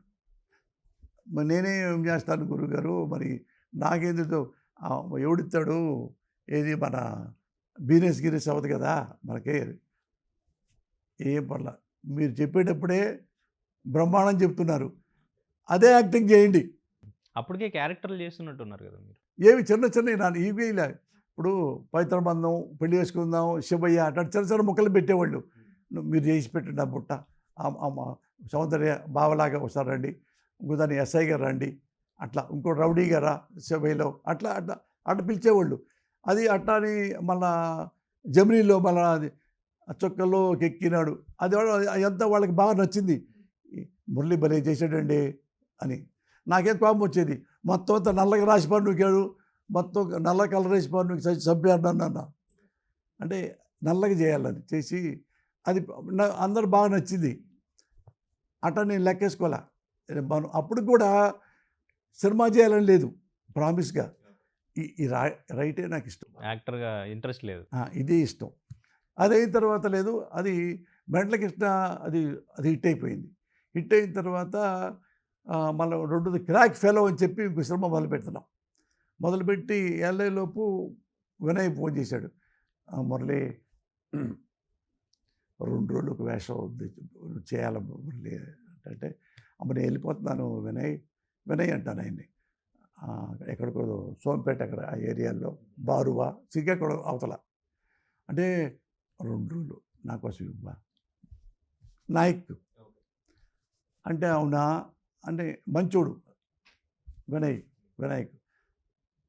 ఫస్ట్ రోజు చేశా, అందరు తెగ నవ్వుతున్నారు. ఎందుకు నవ్వుతున్నారు అంటే నాకు తెలియదు, నవ్వుతుంటే నేను నవ్వి అందరితో పాటు, కెమెరామెన్ వాళ్ళందరూ కలిపి. అంటే వినాయక్ షూట్ అయిపోగానే రేపొద్దు కదా అన్న, కూర్చొని అందరూ వెళ్ళిపోయి పక్కన కూర్చోబెట్టి నన్ను టీ తాగుతా, మురళి గారు నాకు ఒకటి చేసి పెట్టాలి ఏంటంటే, మీరు సినిమా అంతా ఉండాలి అన్నాడు. అయ్య బాబో ఏంటి అట్ట అన్నా, లేదు ఒక్కరోజు వేషం చూస్తుంటే అందరూ పడి నవ్వుతున్నారు, ఇక్కడ కామెడీ ఎక్కడ వర్కౌట్ అవ్వలేదు, నీది చాలా బాగుంది మురళి, నా కోసం చేసి పెట్టవా ప్లీజ్ అన్నాడు. అవునా, ఎన్ని రోజులు అన్నాడు. ఎన్ని రోజులు వస్తే 2 రోజులు నా నా నా కోసం చేసి పెట్టు, సార్ చేస్తా. 14 రోజులు 14 రోజులు నవ్వి నవ్వి నవ్వి వాళ్ళు లొకేషన్లోనే అది రిలీజ్ అవ్వగానే పెద్ద హిట్ అయింది. బికాజ్ ఆఫ్ మీ, ఈ క్యారెక్టర్ వల్ల. అక్కడ నుంచి 500 సినిమాలు తీసా, ఇంకేం చెప్తాను. సో మీ దగ్గర నుంచి వచ్చిన ఇప్పుడు డైరెక్టర్స్ ఎవరెవరు ఉన్నారు సార్ అంటే బోయపాటి గారు అండ్ ఇంకా కొరటాల శివ గారు వీళ్ళంతా రిలేటివ్స్ అంటుంటారు, మీకు రిలేషనేనా? నాకు ఇష్టం లేనివి ఎక్కడికి వెళ్ళను, ఎక్కడో మాట్లాడను. నాకు కొంతమంది నచ్చాలి, నచ్చలేకపోతే నువ్వు నన్ను కొట్టు చంపు, ఇగో నువ్వు నాతో మాడపతి కత్తితో పొడుస్తారన్నాడు అనుకో, ప్రాణం పోయినా సరే మాట్లాడు. కొన్ని నాకు ఇష్టం ఉండదు, కొన్ని నాకు ఇష్టం ఉండదు. కొన్ని ఇష్టం ఉన్నా గొప్పవారైనా ఎవరైనా నాకు నచ్చాలి, అంతేగా నాన్న. ఎన్నో హిట్ కథలు ఇచ్చారు, అందులో ఎక్కువగా వెంకటేష్ గారికి రాసినట్టున్నారు, ఈవెన్ రాజశేఖర్ గారికి కూడా రాశారు, శ్రీహరి గారికి అందరికీ. రాశారు, ఆ, చిరంజీవి గారికి ఒకటే సినిమా రాసినట్టున్నారు, ఒకటే చిరంజీవి బాలకృష్ణ గారికి గారికి కూడా ఒకటే, ఆ, బాలకృష్ణ గారికి కూడా ఒకటే కదా. ఒకటే. ఉమ్. బట్ ఏంటంటే అంటే నేను ఒక్కసారి ఇదివరకు మద్రాసు అనుకో, ఒక రైటరు ఒక ప్రొడ్యూసరు ఒక హీరో అటుండేది. ఇప్పుడు నేనేంటంటే ఎప్పుడు ఫాస్ట్గా రాస్తుండేవాడు కదా. ఇప్పుడు చిరంజీవి గారికి ఇచ్చాను, తర్వాత వెంకటేష్ బాబుకి ఇచ్చా, తర్వాత ఇంకొంచెం చేసుకున్నాను, తర్వాత వాలి గారు వచ్చారు, తర్వాత శ్రీహరి గారు వచ్చారు, తర్వాత ఇంకోటి ఎవరు వచ్చినా సరే నేను రాస్తూ ఉంటాను. అంటే మీ దగ్గర ఉన్న స్టోరీ ఇచ్చేవాళ్ళ లేదంటే హీరో కోసం స్టోరీ రాసిన వాళ్ళు? లేదు 90% కథలు రాసుకుంటూ ఉండేవాడిని. ఓకే, ఆ కథలో ఇచ్చేవాళ్ళు, ఎవరికి ఏదైనా సూట్ అయితే. సూట్ అయితేనే, లేకపోతే పంపించుకున్నాను. అస్సలు ఒక్కటే, ఓన్లీ చిరంజీవి గారి కోసమే టైలర్ మేడ్ ఫిల్మ్. ఎందుకంటే అంతకుముందు ఆయన 2 సినిమా సక్సెస్లు కాలా, మంచి కథలు రాలా చిరంజీవి గారికి. నన్ను అడిగారు దేవి ప్రసాద్ గారు, నందిగం దేవి ప్రసాద్. వాడు అడిగిన తర్వాత నా డైలాగు, నా కథ చూసి తెగ నవ్వాడు ఆయన దేవి ప్రసాద్ గారు. ఇది గ్యారంటీగా, ఇది 2 ఏళ్ల నుంచి మేము ట్రై చేస్తున్నాం చిరంజీవి గారి కోసం. చిరంజీవి గారికి కూడా నచ్చలేదు, నాకు నచ్చలేదు. ఇది నాకు బాగుంది, నేను చిరంజీవి గారు చెప్పొస్తాను ఉండని చెప్పొచ్చి, ఎవరుంటే పొరచవాళ్ళ దగ్గర ఉన్న కుర్ర రాతడా అన్నాడు. చిరంజీవి గారు చెప్పారంట. అవును బాగా రాస్తాడని విన్నాను. అప్పుడే కొత్తగా జరిగింది కదా, పోలీస్ బేస్ అంత ఫేమస్ అయిపోయింది. అది ఆయన చెప్పగానే అమ్మడి ఎస్, అది ఇండస్ట్రీ మొత్తం షాక్ అయిపోయారు అందరూ. ఇది అందరూ పెద్ద రచయితలు అందరూ కలిపి, వీడ ఇప్పుడే సినిమా తీసి ఎప్పుడే చిరంజీవి గారిని ఒప్పించాడా. చిరంజీవి గారికి ఒప్పించేటువంటి చాలా కష్టం, అది చాలా అదృష్టం రచయితలకి. అలా జరిగినవి అట్ట అన్నీ. అదొకటే హీరో కోసం మీరు రాసిన స్టోరీ అంతే, మిగతా మామూలుగా రాస్తా. అయ్యో ఎట్లంటే నవ్వి చచ్చిపోయాడు అందరూ. ఎంతమంది అడిగారంటే లెక్కలేదు ఇక. బాలకృష్ణ గారి కోసం అది సూట్ అవుతుందని ఇచ్చిన స్టోరీ అన్న వచ్చేసి అది యావరేజ్గా అయింది. ముద్దులమ్మ కూడా అనుకుంటా యావరేజ్గా ఉంది, బట్ మంచి కథ. అట దేవుడి దయ వల్ల సినిమా ఇండస్ట్రీలో ఇన్ని సంవత్సరాలు, దగ్గర 40 సంవత్సరాలు చిన్నప్పుడు 39 సంవత్సరాలు ఉండగలుగుతున్నా, అది చాలా అదృష్టం నాకు. ఇప్పుడు కొంత గ్యాప్ తీసుకున్నారు, మళ్ళీ యాక్టింగ్ అన్ని సినిమాలకి మీరు ఓకే చేస్తారా క్యారెక్టర్లు వస్తే, లేదంటే మీ సినిమాలు మాత్రమే మీరు చేసుకుందామని? అట్లా టైం పెట్టుకోవాలి నేను. ఇప్పుడు నాకేంటంటే నేను స్థిమితంగా ఉన్న మనిషిని, హడావుడిగా ఉండే మనిషిని కాదు, ఏమైనా ఆశ కోసం వచ్చినవాడిని కాదు. ఇది నాకు పీస్ఫుల్గా సంవత్సరానికి 1-2 సినిమాలు నేనే మెయిన్ క్యారెక్టర్ చేసుకుంటా, నేనే డైరెక్షన్ చేసుకుంటూ, నేనే కథ మాటలు రాసుకుంటూ, నేనే ఓన్గా రిలీజ్ చేసుకుంటూ ఉండాలి అని నేను, నా భార్య, మా కుటుంబం అలా అనుకున్న తర్వాత మీలాంటి మనిషి వచ్చి పోసాని సినిమాలో ఒక 3 రోజులకి క్యారెక్టర్ ఉంది అంటే చేస్తా, 1 రోజు ఉందంటే చేస్తా. ఆఫ్డే క్యారెక్టర్ ఉందంటే చేస్తా. నాకు ఏమీ ఇబ్బంది ఏం లేదు. ఎవరు ఇచ్చినా చిన్న వేషమా పెద్ద వేషమా అట్లాంటి నేను చూడను. నటనకి చిన్న పెద్ద ఏమి ఉండదు. ఓకే. Right sir. చిన్న పొలిటికల్ టచ్ కూడా ఇద్దాం. అరెస్ట్ ఎక్స్‌పెక్ట్ చేశారా? అరెస్ట్ మీలో ఏమైనా మార్పు తీసుకొచ్చిందా? అరెస్ట్ తర్వాత మీరేమన్నా భయపడ్డారా? 3 లేదు. అరెస్టు అనేది నా ముందు తెలుసు. వచ్చింది. చెప్పిన తర్వాత వాళ్ళు చెప్పారు నోటీసులు ఇస్తారు, అరెస్ట్ చేస్తారంటే నేను ప్రెస్ మీట్ పెట్టాను. అప్పుడు ఉంటే చూడండి. దానికి 10 డేస్ ముందు చూడండి. నేను చెప్పానంటే నాకేం భయం లేదు. ఎందుకంటే నేనే తప్పు చేయలే. ఎవరైనా సరే ఎంతమంది వచ్చి జర్నలిస్టులైనా ఎవరైనా వాళ్ళు అందరూ కూర్చొని నన్ను ఎన్ని క్వశ్చన్లు వేస్తారో అన్నీ ఆన్సర్ చెప్తా.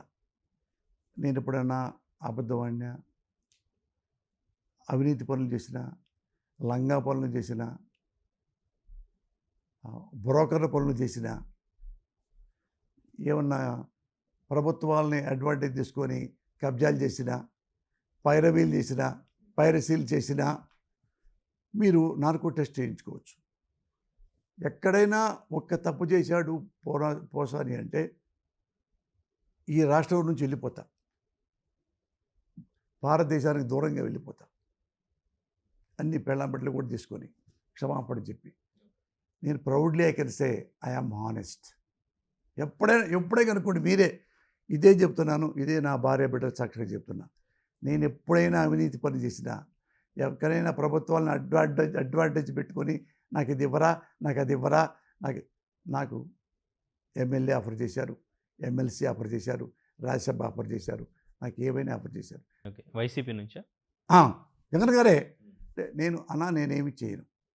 నాకు సర్వీస్ అంటే ఇష్టం. నాకు ఉన్నాళ్ళలో ఎవరు బెటరో వాళ్ళనే లవ్ చేస్తా. మీకు నాకు 14 ఏళ్ళ 15 ఏళ్ళ పరిచయం ఉంది. మీరు ఎమ్మెల్యే కాకముందు నుండి, ఎంపీ కాకముందు నుండి కూడా మీరు నాకు పరిచయం. కానీ అంటే మీరు ముందు అటు టీడీపీకి సపోర్ట్ చేశారు, తర్వాత ప్రజారాజ్యం సపోర్ట్ చేశారు, తర్వాత వైసీపీ సపోర్ట్ చేశారు, జనసేనకు మాత్రం సపోర్ట్ చేయలేదు. అంటే మీకు ఒక లీడర్ని నమ్మితే ఇప్పుడు ఎవరు బెస్ట్ అనిపిస్తే వాళ్ళకి సపోర్ట్ చేస్తాను అంటున్నారు. అంటే వాళ్ళు నచ్చినప్పుడు మళ్ళీ బయటికి వేరే పార్టీకి సపోర్ట్ చేయడం అనేది, అంటే వాళ్ళు అప్పుడు మీకు నచ్చకపోవడమే కారణమా? నచ్చకపోతే మళ్ళీ తర్వాత వేరే పార్టీకి సపోర్ట్ చేస్తున్నప్పుడు వాళ్ళని విమర్శించడం ఎందుకు? మిస్టర్ అనేందర్, ఒక మాట విను. 1983 సంవత్సరంలో ఎన్టీ రామారావు గారు రాజకీయాల్లోకి వచ్చారు. ఆంధ్రప్రదేశ్ ప్రజలందరూ 1983 ముందు ఎప్పుడు కాంగ్రెస్కే గెలిపిస్తూ ఉన్నారు. ఉన్నైనా గట్టైనా ఇంతకంటే ఎవరు గతి లేదు కదా అని వాళ్ళకే ఇచ్చారు. స్వతంత్ర పార్టీకి ఇవ్వలేదు, కమ్యూనిస్ట్ పార్టీకి ఇవ్వలేదు. వాళ్ళు కాంగ్రెస్లోనే నమ్మారు, బాగుంటారేమో అని చెప్పి ప్రజలు ఓటేసి గెలిపించారు. రామారావు గారు వచ్చారు, నేను ఇలా చేస్తా, నేను అలా చేస్తా, నేను ఇలా చేస్తా అని అనగానే కాంగ్రెస్లో పక్కన పడేసి ఇదే జనం ఎన్టీ రామారావుని గెలిపించారు. మళ్ళీ బ్రహ్మాండం ఎన్టీ రామారావు బాగా చేస్తాడు, మళ్ళీ రామారావు గారు పరిపాలన ఇదే ప్రజలకు నచ్చలా, రామారావు నా విధానం నా నచ్చలా అని వీళ్ళందరూ మళ్ళీ కాంగ్రెస్కి వేశారు. కాంగ్రెస్ ఇంకా ప్రాబ్లం అయిపోయింది. అరే నాయనా రామారావు బెటర్ రా బాబోయ్ అని మళ్ళీ రామారావుని గెలిపించారు. అంటే ప్రజలు పార్టీలు మారుస్తున్నట్ట? ఒకసారి చెప్పు అనేందర్, మారుతున్నట్ట? లేకపోతే ఇక్కడ బాగా డబ్బులు ఇస్తున్నారు, రామారావు డబ్బులు ఇవ్వట్లేదనే? వాళ్ళకి ఒక ఆశలు ఉంటాయి, కోరికలు ఉంటాయి, ఆశయాలు ఉంటాయి. నాకు ఈ రోడ్డు ప్రాపర్గా ఉండాలి, ఇక్కడ బురద లేకుండా ఉండాలి, 24 గంటలు కరెంటు కావాలి, ఎప్పుడు మంచినీళ్ళు ఉండాలి, పొలానికి మంచినీళ్ళు ఉండాలి, నాణ్యమైన విత్తనాలు ఉండాలి, సరసమైన మార్కెట్ ఉండాలి. ఇవన్నీ ప్రజలు కోరుకుంటారు, రైతులు కోరుకుంటారు. అది కొంతలో కొంత కాంగ్రెస్ చేశారు. ఇంకా రామారావు చేస్తాడు అనుకుంటే రామారావు కంటే వాడే బెటర్ రా బాబోయ్ అని కాంగ్రెస్కి వేశారు. నేను ఓటర్ని, నేను రైతును కాదు. మీకు ఎటువంటి ఆశలు, ఆశయాలు ఏం లేవు గదా! సక్సెస్‌ఫుల్‌గా ఒక రైటర్‌గా ఉన్నప్పుడు అసలు ఈ పొలిటికల్ సపోర్ట్ ఎందుకు తీసుకున్నారు? ఎందుకు తీసుకున్నారంటే, రాజకీయాలంటే ఏంటి తెలుసా మీకు? రాజకీయాలు నథింగ్ బట్ సర్వీస్. రాజకీయాలు మన కోసం ఉన్నాయి. ఆ బిల్డింగు, ఈ బిల్డింగ్ మన కోసం కాదు. రాజకీయాలు ఎవడి కోసం రాజకీయాలు? రాజకీయం అంటే ఏంటి? ఏది పొన్ను పొట్టు పట్టవటం, ఆ 10 మంది డబ్బులిచ్చి ఓటేపించుకోవడం కాదు. ఈ రాజకీయం అంటే సర్వీసు. ఎలా చేయాలి సర్వీసు వీళ్ళకి? ఎలా ఇది ఎలా మనం చేయగలం? ఈ కాలువ ఎలా నిర్మించగలం? ఇవన్నీ కలిసి మాట్లాడుతూ ఉంటే ఇంజనీర్లు, ఎమ్మెల్యేలు, ఎంపీలు, ముఖ్యమంత్రులు, అదే పాలిటిక్స్ అంటే. పాలిటిక్స్ అంటే వాడు పడేసి మీరు రాండిరా, ఆ ప్రభుత్వం పడింది మనం రాండిరా. అది పాలిటిక్స్ని బజారును పడేశారు. ఆ పదాన్ని, బలాన్ని పడేశారు. పబ్లిక్కు ఒకసారి ఒక పార్టీకి వేసి కాదు ఇక్కడ వేసుకుంటారంటే వాడు బ్రోకర్ కింద లెక్కేయకండి. వాడు ఇక్కడికి డబ్బులు ఇచ్చారులే. రైతులు డబ్బులు తీసుకొని ఓట్లేస్తారా? వాళ్ళకి సరిగ్గా విత్తనాలు కూడా వేయకపోతే వేశారు. కరెంట్ రాట్ల పొలాలకి రామారావు సరిగ్గా చేయలే. సరిగ్గా చేసినప్పుడు గెలిపించారు. సరిగ్గా చేయనప్పుడు కాంగ్రెస్కి ఇచ్చారు. కాంగ్రెస్ సరిగా లేనప్పుడు కాంగ్రెస్కి ఇచ్చారు, రామారావుకి ఇచ్చారు, లేదా ఇంకోటికి వచ్చారు. బలం వచ్చాక ఇది కాదు పో రాజశేఖర రెడ్డికి ఇచ్చాం. అతను బాగా చేస్తాడు, అతను బాగా చేశాడు, నమ్మాడు. రెండోసారి వెంటనే మళ్ళీ ఆయన్నే ముఖ్యమంత్రికి వేశారు. ఎందుకంటే మొత్తం బ్యాంకుల్లో వాళ్ళ పెళ్ళాల మెళ్ళలో గొలుసులు పాపం అన్నీ కూడా బ్యాంకులో పెట్టుకొని పొలాలు చేసుకొని పొలం డబ్బులు పోయి ఆత్మహత్య చేసుకొని రైతులు అల్లాడుతుంటే రైతులు డబ్బులు ఎక్కర్లా వదిలేసేయండి అంటే అప్పుడు ఎంత గొప్పవాడ ఎంత దేవుడయ్యా రాజశేఖర రెడ్డి అని చెప్పేసి కమ్మేంటి కాపేంటి రెడ్డి ఏంటి ఎవడైతే అంటే అని వైఎస్ రాజశేఖర రెడ్డిని మళ్ళీ గెలిపించారు. అంటే ఇప్పుడు జగన్మోహన్ రెడ్డి సరిగా చేయలేదు అని చెప్పి సెకండ్ టైం ప్రతిపక్ష హోదా కూడా లేకుండా చేశారంటారా? మరి అందుకే చేశారుగా. వాళ్ళకి నచ్చలా, ప్రజలకి వాళ్ళకి నచ్చలేదయ్యా, వాళ్ళకి నచ్చలా. దానికి వంక పెట్టక్కర్లా మేము.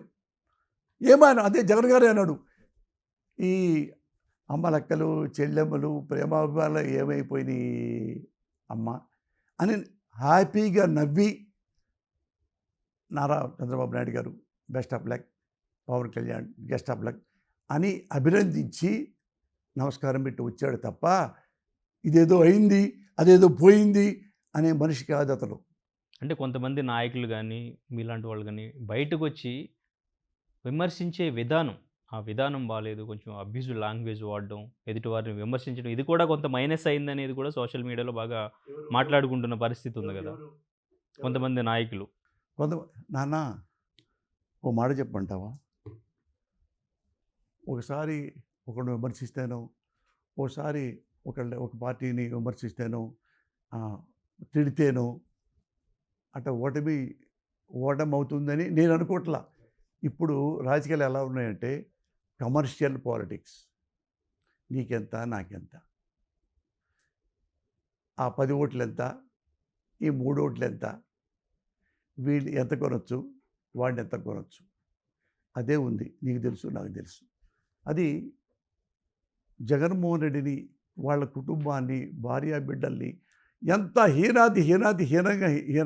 హీనంగా తిట్టారో నీకు తెలుసు అనేంద్ర, నీ మనస్సాక్షికి తెలుసు. మరి ఎన్ని తిట్టారో మరి వాళ్ళే ప్రభుత్వంలోకి వచ్చారుగా. మరి దాన్ని అనుకోవాలి. ఒక తిట్టు ఒకటే గుర్తుపెట్టుకో, ఒక తిట్టుకో ఒక విమర్శకో సమాజం పాడైపోదు. ఒక అబద్ధానికి, ఒక మోసానికి, దానికి సమాజం ప్రభావితం అయిపోతుంది తప్ప నువ్వు తిట్టావని నేను తిడతా, ఆ సింపుల్ ఏముంది అందులో. నువ్వు కొట్టావంటే నేను కొడతా, దానికి సమాజానికి పాడైపోదు కదా.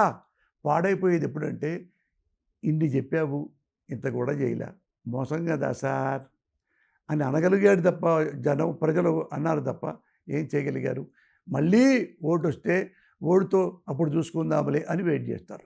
ఓకే సార్, అంటే మీరు TDP to Prajarajyam to YCP change అవ్వడానికి రీజన్ ఏంటి? చేంజ్ అవ్వడానికి ఏం లేదు. ఇక్కడ మీరు తెలుసుకోవాల్సింది ఏంటంటే, నేను ఇప్పుడు సామాన్యమైన రాజకీయ నాయకుడిలాగా నేను బిహేవ్ చేయలే. నేను ఎప్పుడూ నా జీవితంలో ఏ పార్టీలో సభ్యత్వం లేదు. Should not forget that. ఉన్నాళ్ళు ఎవరు బెటరు, నేను ఫలానా అతను సపోర్ట్ చేశా. నేను చంద్రబాబు గారు నాకు చాలా ఇష్టడు. నేనంటే ఆయనకు చాలా ఇష్టం. మొన్న ఈ మధ్య కూడా చెప్పాడు, పోసాను మళ్ళీ బాగా రాస్తాడు, మంచోడు ఇది అని చెప్తాడు. అది ఆయన బాగా చేసినంతసేపు నాకు ఎన్నో సంవత్సరాలు బాబు గారికి నాకు చేతనైతే ఉడతా సహాయం చేశా. ఆయనకు ఓటేయండి, ఆయనకు ఓటేయండి.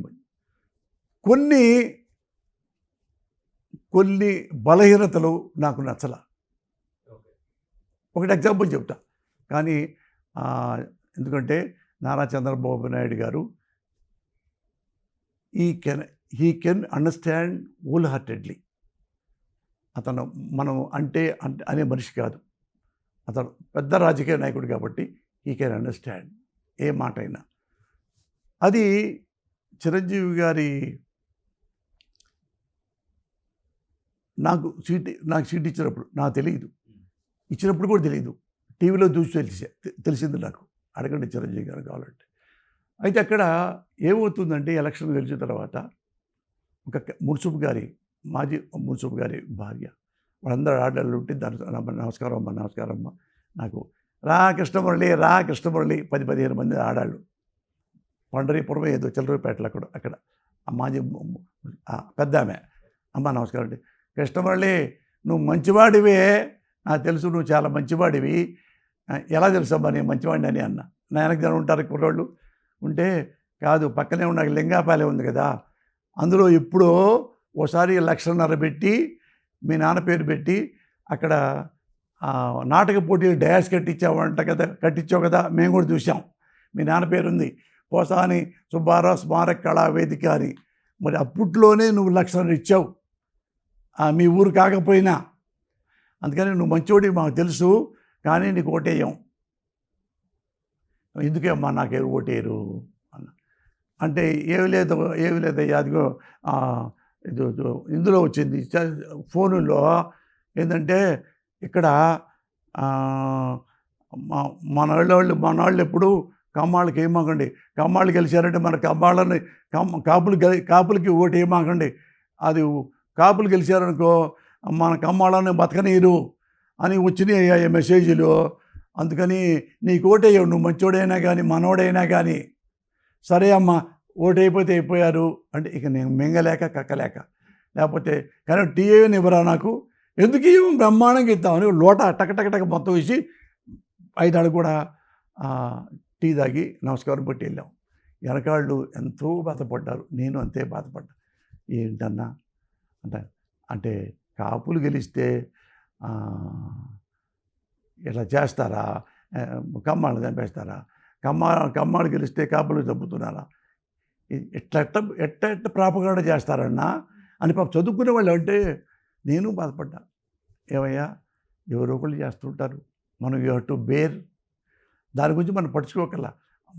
వాళ్ళు అంటారు వీళ్ళంటారు ఇలాంటి మాటలు వచ్చాక లేదు నాకు. కొందరితో నాకు మాట్లాడబుద్ధి కాదు. ఈ విధానం కాదు, వాళ్ళు ఓడిపోతారు మేము గెలుస్తాం, తప్పులే. ఆయన అసమర్థుడు, మావాడు సమర్థుడు, తప్పులే, మేము సమర్థుడు అంటాం. కానీ ఈ కులాన్ని ఏమంటాం? నాకు ఇట్లాంటివి ఈ కుచర్స్ నాకు లోపలికి వెళ్ళలేక అది ఇట్లాంటివి నాకు ఇష్టం లేదు అనుకున్నప్పుడు ఆ మనిషిని ఆ పార్టీని పక్కెళ్తా. ఇవే ఎన్నిసార్లు ఆయన ఓడిపో ఉన్నాడు ఇంప్రెషన్. చంద్రబాబు గారు ఓడిపోయారు, ఆయన దగ్గరే ఉన్న ఇదే. నేను పెద్ద అన్నపూర్ణ స్టూడియోలో ఒక ఫంక్షన్ పెడతా. ఇది నా ఫస్ట్ ఫిల్ము, దానికి క్లాప్ కొట్టమని చెప్పి వస్తే చక్కగా నా కోసం వచ్చాడు.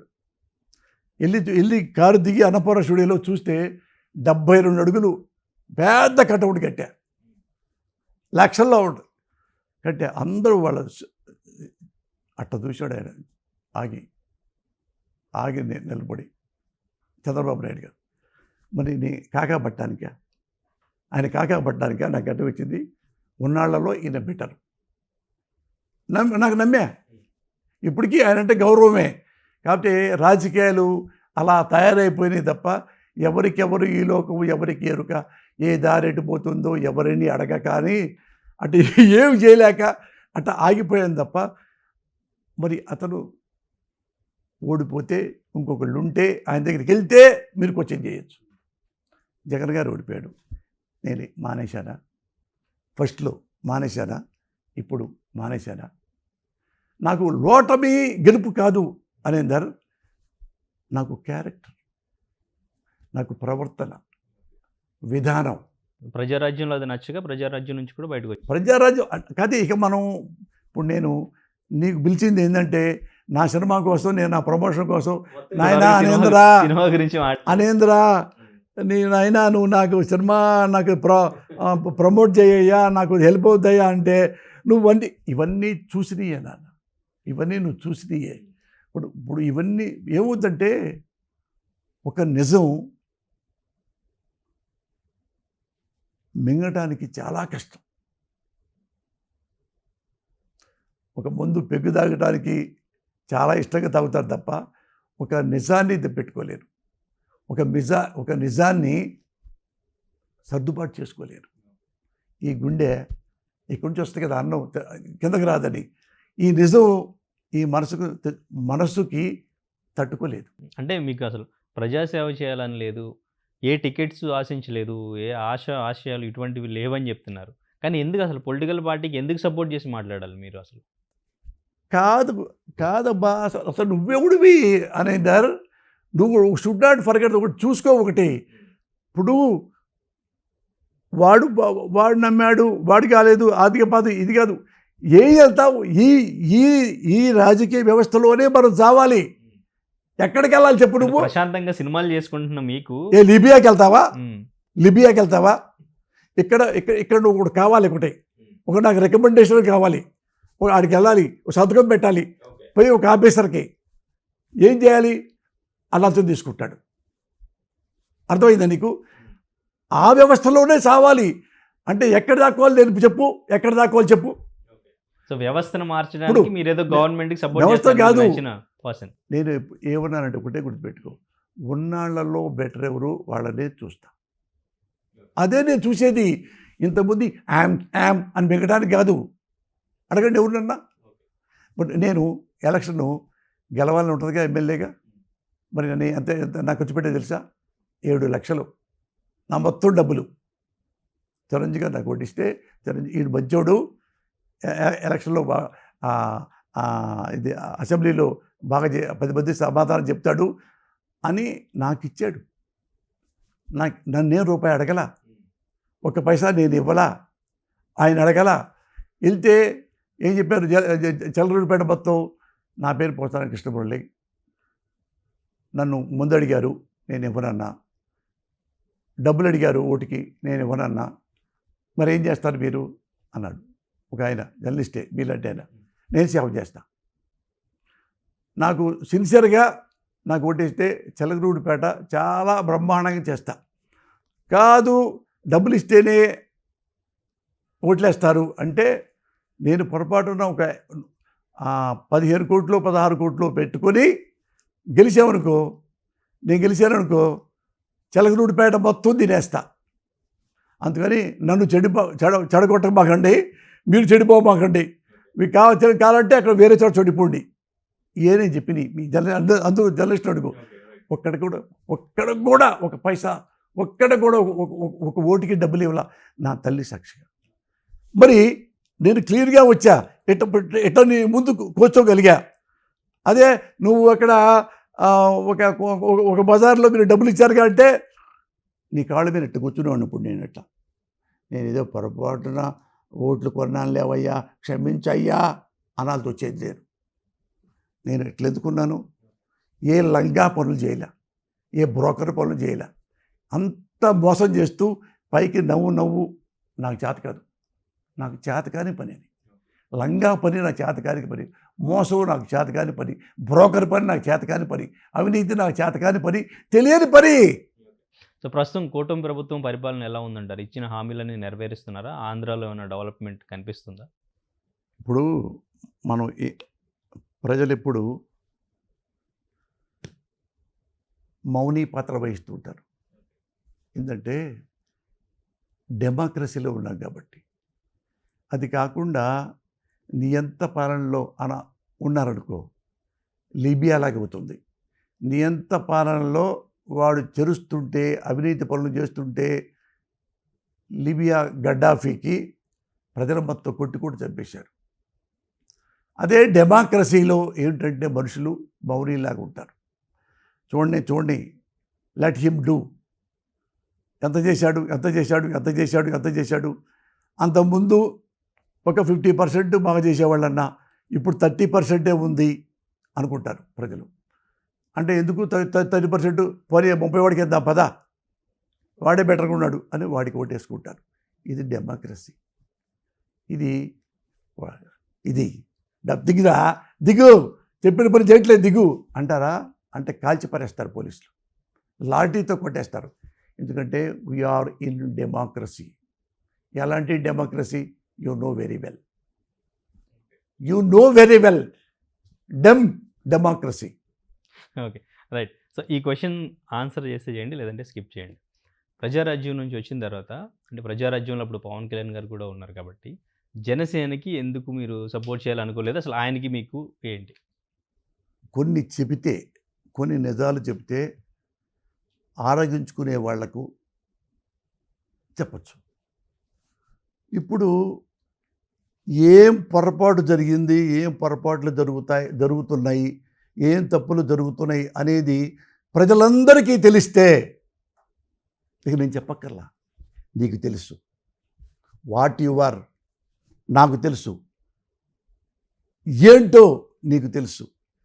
మళ్ళీ నేను చెప్పించి మళ్ళీ ఇప్పుడు నేను అన్ని ప్రశాంతంగా సినిమాలు చేసుకుంటూ, ప్రశాంతంగా నాకు చేతైనంత ఎవరికైనా పేదవాళ్ళకి సహాయం చేస్తూ, నేను తెలుసుగా నీకు, నేను గుండె ఆపరేషన్లు చేపిస్తా, పెళ్ళిళ్ళకి డబ్బులు ఉంటే పెళ్ళిళ్ళకి ఇస్తా, 1,00,000 2 లక్షలు మనకు ఇచ్చాడు, టీవీలోనే ఇచ్చా. అలాంటి వాతావరణంలో సంతోషంగా నేను మళ్ళీ ట్రావెల్ చేయాలనుకుంటున్నా. ఇది నేను చెప్పినంత మాత్రాన ఎవరు మారుతారు? ఏ సమాజం మారుతుంది? నీ అమ్మ, నీ అక్క, నీ అయ్య, నీ తల్లి, నీ బల్లి, నీ గుల్లి, నీ తుల్లి, నీ పుస్సి, నా కసి ఎందుకు? ఇప్పుడు నేను ఎప్పుడు అఫెండ్ అవ్వను. ఎందుకంటే 1,00,000 తిట్టు నన్ను పట్టుకు. నేను గనక ఒక్క తప్పు చేసి ఉంటే నేనే అద్దం ముందుకు వచ్చి ఏడ్చి పిచ్చి నా కొడక పోసాని, ఎందుకురా ఈ బ్రోకర్ పని చేశావు అని నేనే చంపలేసుకుంటా. నేను మంచివాడిని అయినప్పుడు, నేను నిజాయితీపరుడు అయినప్పుడు, హానెస్ట్ అయినప్పుడు నువ్వు 1,00,000 తిట్టు, నాకు తగలవు, దేవుడు చూసుకుంటాడు. అంటే ఇది ఆబ్దారికగా చెప్తున్నా. మీరు చెప్పిన ఆ మాటలు తీసేయండి, హోల్ హార్టెడ్గా, కెమెరా సాక్షిగా. ఎంతవరకు చలకలూడిపేట చెప్పాను అంతవరకు నీకు పోసాని అన్ని నిజాలు చెప్పాడరా అంటే నా రిక్వెస్ట్గా అవన్నీ తీసేయండి. పోసాని గాడు చాలా లంగా పనులు చేశాడేరా అంటే తీసేసుకోండి. ఓకే, ప్రశాంతమైన లైఫ్ లీడ్ చేయలేక నుంచి అనుకుంటున్నాను అన్నారు. అంటే ఇప్పటివరకు ఈ పొలిటికల్ సపోర్ట్లు ఇచ్చి అనవసరంగా నేను ఎంటర్ అయ్యాను ఈ సపోర్ట్ ఇవ్వడానికి అని ఏమన్నా రిగ్రెట్ ఏమైనా ఫీల్ అవుతుంది? అబ్బే, స్టిల్ కంటిన్యూ చేస్తారు నెక్స్ట్ కూడా ప్రచారం చేయడం? ఓ మాట చెప్పంటావా? నీకు చెప్పా మళ్ళీ అంటే నీకు 2 సార్లు చెప్తే అర్థం అవుద్ది అనుకుంటా. రెండోసారి చెప్తున్నాను ఇందులో. ఇప్పుడు అంతకుముందు ప్రశాంతాన్ని కాదు, అంతకుముందు హెక్టిక్గా ఉంది వర్క్. ఆ సినిమా అది మళ్ళీ జగన్ పిలిచారు, ఇంకోటి పిలిచారు, బాబు గారు పిలిచారు, ఇంకోటి పిలిచారు, చిరంజీవి గారు పిలిచారు, ఇంకోటి పిలిచారు. వాళ్ళు నా అవసరం ఉంది కావాలా, నా అవసరం ఉందనుకొని అది ఇది అని అన్నట్టు మాట్లాడతాం. ఇప్పుడు ఏంటంటే ఇప్పుడు నేను మనిషి పెరుగుతున్నా, నా పిల్లలు పెరుగుతున్నారు, నా పిల్లలు పెళ్ళిళ్ళకి వచ్చారు. అందుకని ఇప్పుడు ప్రశాంతంగా ఈ సినిమాలు చేసుకుంటూ నేను చేసిన సేవలు చేశా. ఇంకా అది ఏ పేదలకు ఏమన్నా వస్తే అవి చేస్తా సేవలు, అవి నువ్వు అప్రిషియేట్ చేయి. ఆటికే వెళ్ళక్కర్లా మళ్ళా ప్రశాంతంగా అంటే అంతా అయిపోయి నా ఆస్తులు నాకు ఉన్నాయిగా, నా క్యారెక్టర్ నాకు ఉందిగా, ఇంకా పోయిందేంటి, నువ్వు పీకేదేంటి, ఏమీ లేవు అక్కడ. కాకపోతే ఏంటంటే నీకు ఆ పదం ఇంకోలా కనపడింది నీకు ప్రశాంతంగాని. ఎప్పుడైతే ఇప్పుడు నువ్వు ప్రొఫెసర్వి 58 ఏళ్ళ తర్వాత ప్రశాంతంగా ఉంటున్నానయ్యా అంటే అంతకుముందు ప్రశాంతత లేదా నీకు? కాలేజీకి వెళ్తుంటే ఏ సమాధానం చెప్తాడు ప్రొఫెసరు? నేను అదే చెప్పలేను, నేను అలాగే చెప్పలేకపోతున్నా. చెప్పగలను, ఇందులో ఏమి లేదు అనేదా. ఎప్పుడంటే నువ్వు మనిషిగా బతకబయ్యా అని ఎప్పుడు అన్నారంటే, నువ్వు లంగా పనులు చేస్తున్నావు, 200-300 కోట్లు సంపాదించావు ప్రభుత్వాలను పట్టుకొని, ఎందుకు ఏం కర్మ వచ్చింది నీకు అనే స్థాయి నీకు రావాలంటే నేను ఎదవై ఉండాలి. నేను చచ్చిపోయేదాకా వెదవని కాను. నువ్వు ఎన్నిసార్లు చూసుకోపో, నువ్వు ఎక్కడైనా చావు పెట్టుకో, నువ్వు సీసీ కెమెరాలు పెట్టుకో మా ఇంట్లో తెప్పకుండా. ఇంత కూడా నా నుండి నువ్వు ఒక బ్యాడ్ అంటే ఒక చెడ్డతనాన్ని నువ్వు వినలేవు, నువ్వు కనలేవు. కన్నావంటే నా చెంపదెబ్బ కొట్టు, ఇక్కడ నుంచి వెళ్ళిపోతా వేరే స్టేట్. సో ఆపరేషన్ అరుణారెడ్డి అంటూ కూడా సడన్ సర్ప్రైజ్ ఇచ్చారు. ఇంకా టీజర్ రిలీజ్ అవ్వలేదు, ట్రైలర్ రిలీజ్ అవ్వలేదు, కంటెంట్ ఏంటనేది ఇంకా తెలియలేదు మాకు. బట్ ప్రమోషన్ స్టార్ట్ చేశారు మీరు. అయిపోయింది. ఎప్పుడు రిలీజ్ చేయబోతున్నారు? టీజర్ ఎప్పుడు, ట్రైలర్ ఎప్పుడు, రిలీజ్ ఎప్పుడు? ఆపరేషన్ అరుణారెడ్డి ఏంటి కథ అంటే ఒక నిజాయితీ పరుడైన జర్నలిస్ట్ కథ. జర్నలిస్టులందరికీ మీకు ఇష్టపడుద్ది. వాళ్ళొక్కడికే కాదు, కుటుంబ సభ్యులకి, విద్యార్థులకు కానీ, రాజకీయ నాయకులైనా, ఎవరికైనా ఏ వ్యవస్థలో అయినా సరే, ఒక డాక్టర్ అయినా, ఒక యాక్టర్ అయినా, నేను మంచి కథ రాసుకున్నా. నా జీవితంలో one of the best screen play subject ఇదే అనుకుంటున్నా ఈ 100లో. అట్లా స్క్రీన్ ప్లే బెస్ట్గా నేను నా భార్య కలిపి రాశాం ఆ కథ. అది అందరూ నచ్చుద్ది. ఇది అందులో రాజకీయం ఉందా? లేదు, ఇంత ఉంటుంది. అంటే అనగనగా ఒక పార్టీ నాయకుడు, ఆ పార్టీ నాయకుడికి జర్నలిస్ట్కి మిస్అండర్స్టాండింగ్ వచ్చింది, దానివల్ల గొడవ అయింది, అంతవరకు తప్పితే ఆ నుంచి ఒక 100%లో 3% ఈ కథ ఉంటుంది. మిగతా ఈ 90% ఫ్యామిలీ అండ్ సోషల్ ఆ కథే ఉంటుంది. అంతమించి ఏ ఒక్క డైలాగ్ వర్డ్స్ కానీ, ఒక టార్గెట్ కానీ అట్లాంటి ఇప్పుడు చేయను కానీ తెలుసుగా, వాల్గర్ వర్డ్స్ కానీ, అక్వాడ్గా ఉన్న సీన్స్ కానీ ఏమి లేవు అనేదిరా. ఇది నా జీవితంలో, రచయిత జీవితంలో ఇది one of the best. Okay, ఇలాంటి స్క్రీన్ ప్లే రాయటం అనేది చాలా కష్టం. ఏ పెద్ద రైటర్కైనా ఛాలెంజ్. నువ్వు చూడు కావాలంటే సినిమా, అలాంటి స్క్రీన్ ప్లే రాశా. ఎప్పుడు రిలీజ్ ఎప్పుడు సార్? ఎప్పుడు డేట్ ఎప్పుడు? ఈ మంత్ ఎండా జూన్ మధ్యలోన అట్ట అనుకుంటున్నాం. అయిపోయింది మొత్తం ఆల్మోస్ట్ అన్నీ క్లియర్గా ఉంది. బట్ నేను అనంతర ఓ మాట చెప్పాలి. నువ్వు జర్నలిస్టు కాబట్టి, జర్నలిస్టులో మంచి చెడు అనేది ఏం లేదు. రాజకీయాల్లో ఒక ముఖ్యమంత్రి మంచి చెడు అనేది లేదు. ఇది నువ్వు చేస్తే, ఇది నువ్వు చేయగలిగితే నువ్వు మంచివాడివి, ఇది చేయలేకపోతే అసమర్థుడివి. అలాగే నువ్వు నా కంటెంట్ని ఎలా ఎక్స్పోజ్ చేస్తావో, నాకు నచ్చితే మంచివాడివి, నాకు నచ్చకపోతే చెడ్డవాడివి అనేది కాదు నా విషయంలో. ఇది you should not forget that. నేను ప్రశాంతత కోసం కాదు చెప్పింది. అంటే ఇది ఇది అవసరం లేదు. తల్లి సాక్షిగా అవసరం లేదు నీకు కూడా. అంటే నీకు అన్నీ తెలుసు. పోసాని అనేవాడు ఎవడు ఎట్టుంటాడో నీకు తెలుసు. వాడి బిహేవియర్ ఏంటో నీకు తెలుసు. నా జీవితం ఈ 40 ఏళ్ళు నీకు తెలుసు. రైటర్గా తెలుసు, ఆర్టిస్ట్గా తెలుసు, అక్కడ ఏదో రాజకీయాల్లో తిరిగినప్పుడు ఎలాంటి తీర్పు తెలుసు. ఇప్పుడు చాలామంది ఉన్నారు, ఏ వ్యవస్థలో నేను చెప్పను, మీ కళ్ళ ముందు చాలామంది అవినీతి పనులు చేశారు, పొలాలు తీసుకున్నారు, ఇంకోటి చేశారు, ఇంకోటి చేశారు, గ్యాసులు కూడా అమ్ముకున్న వాళ్ళు ఉన్నారు.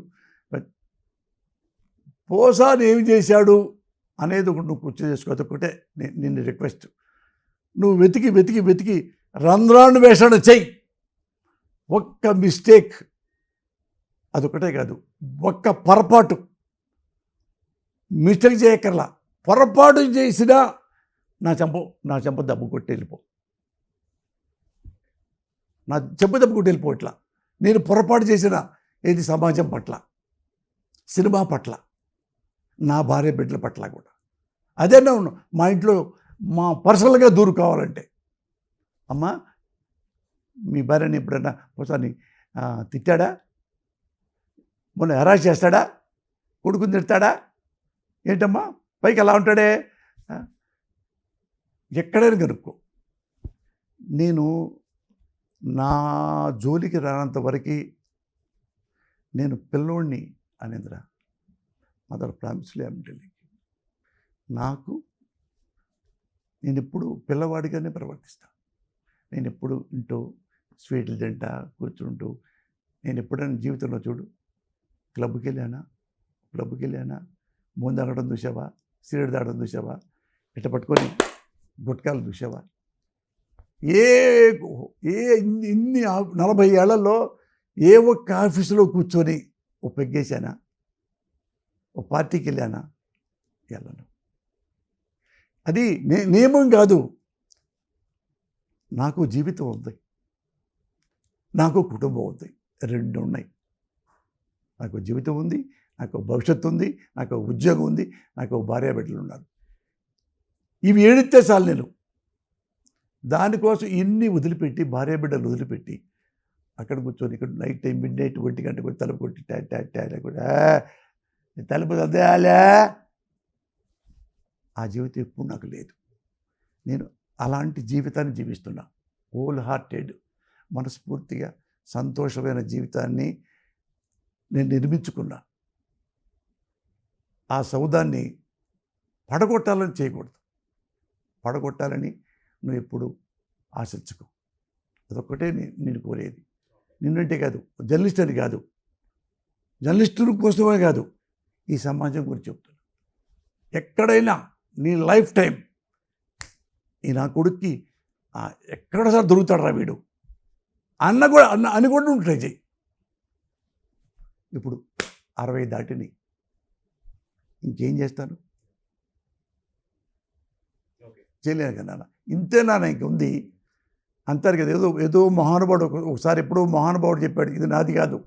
ఎందుకంటే కళ్ళు తెరిస్తే జననం, కళ్ళు మూస్తే మరణం, రెప్పపాటే ఈ ప్రయాణం. ఇదే నా ట్రావెలింగ్. ఈ ట్రావెలింగ్లో ఎన్నిసార్లు దూరాలి, ఎన్నిసార్లు దిగాలి, ఎన్నిసార్లు ఎక్కాలి, ఎలాగా జీవోత్సవంగా బతకాలి. జీవోత్సవంగా నేను బతకను, మనిషిగా బతుకుతా. ఎనీ టైం రా, నేను మనిషిగానే కనపడతాను నీకు. Right sir, thank you so much. చాలా ఫ్రాంక్గా, చాలా ఓపెన్ హార్ట్తో అన్నిటికీ కూడా ఇంత టైం ఇచ్చి ఆన్సర్ చేశారు.